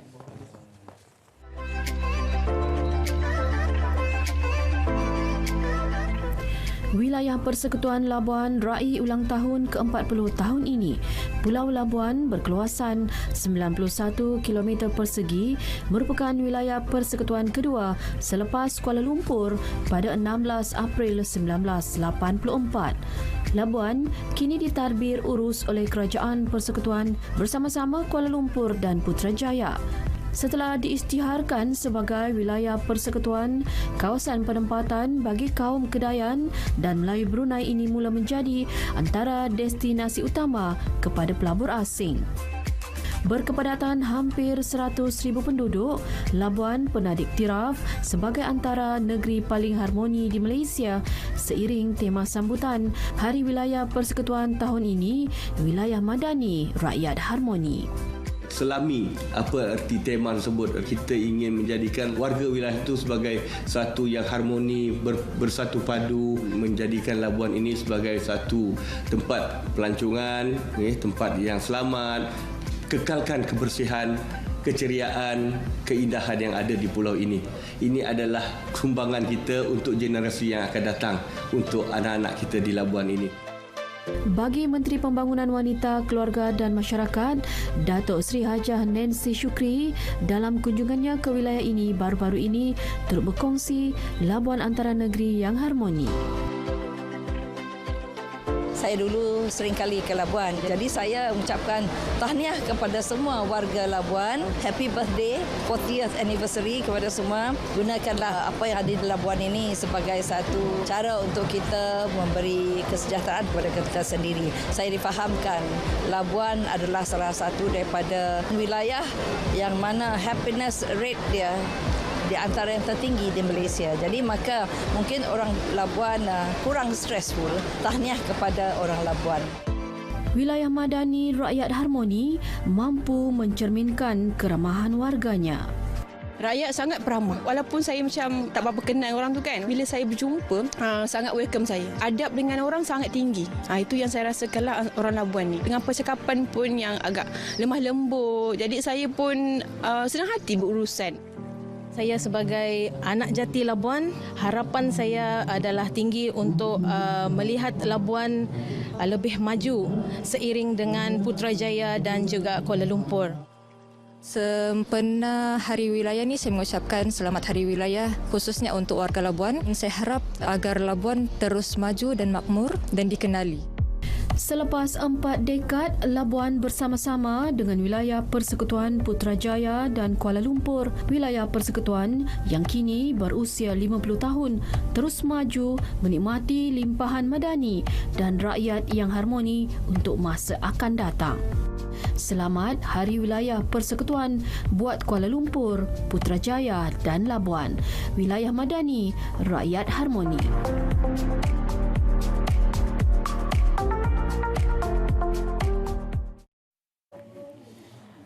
Jadi kepada anda yang mungkin merancang nak berjalan-jalan tu dalam negara kita, bolehlah ke Labuan.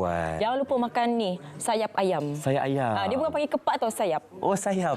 Kalau sini panggil kepak kan, sana panggil sayap ayam. Rata-rata kan dekat jalan-jalan pun memang banyak. Ya. Lain tu dia punya rasa. Oh, beza. Lain. Dia punya kuah dia tu lain. Dia kena rasa. Okey, baik. Kita nak ucapkan terima kasih kepada anda semua yang telah bersama kami bermula jam 8 tadi sehingga sekarang pukul 10 pagi. Pelbagai perkongsian yang kita berikan kepada anda. Contohnya tadi kita berikan perkongsian tentang media digital dan bagaimana ia mampu untuk membantu kehidupan kita di masa yang akan datang dengan adanya AI, VR dan pelbagai lagi. Dan juga mungkin ada ibu bapa kita yang mengadu sakit lutut. Jangan ambil enteng perkara tersebut. Terus saja rujuk kepada doktor di mana-mana klinik yang berhampiran dengan anda ataupun hospital, kerana mungkin itu sebab ialah dia ada tahap-tahap kan. Kita risau pergi ke tahap keempat, nanti tak pasal-pasal kena buat pembedahan pula. Tapi sekarang ni ada alternatif lain. Boleh cucuk saja. Kita juga ingin merafak sembah ucapan setinggi tahniah kepada ke bawah Duli Maha Mulia Seri Paduka Baginda Yang di-Pertuan Agong Sultan Ibrahim ini Almarhum Sultan Iskandar kerana menjadi YDPA yang ke-17. Ya, betul. Jangan lupa juga kita nak bersama dengan rakan-rakan kita ni, Ridwan Mustafa dan juga Raja Sufia, di mana kita akan bawakan mereka ke Kuantan pada Sabtu dan Ahad ini. Wah, jadi mereka akan bersiaran secara langsung di sana. Untuk perinciannya nanti kita akan berikan. Boleh tengok iklan-iklannya Ridwan Mustafa tadi. Begitu. Buka pintu. Jom kita ke Pahang makan ikan patin. Jadi jangan lupa untuk bersama dengan kami Selamat Pagi Malaysia di Kuantan pada 3 dan 4 hari bulan ini. InsyaAllah kita jumpa lagi. Saya Rifat Syamina Sution. Dan saya Syafiqah Izzat. Sekali lagi jangan lupa untuk mengemas kini data pribadi anda di Padu. Kenapa? Itu penting untuk anda untuk pemberian inisiatif dan juga subsidi secara lebih bersasar. Kita jumpa lagi. Assalamualaikum dan salam sejahtera. Bye. Salam Malaysia Madani. Kekuatan yang baru, aku jemakan aura sesiapa yang lihat aku terpesona sinarnya bermata, aku dicipta dengan sempurna, aku jemakan aura hati jiwaku menjadi lambang kuasa, dengarkanlah api nada bukti hawa mampu takluk dunia.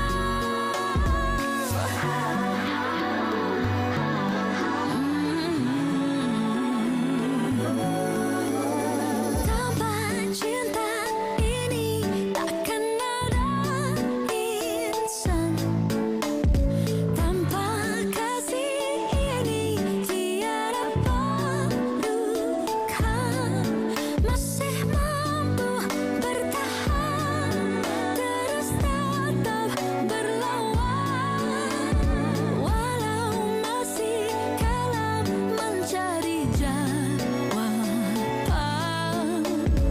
Kesedihan, keraguan membawaku ke hala tujuh, kekuatan yang baru, aku jemakan aura sesiapa yang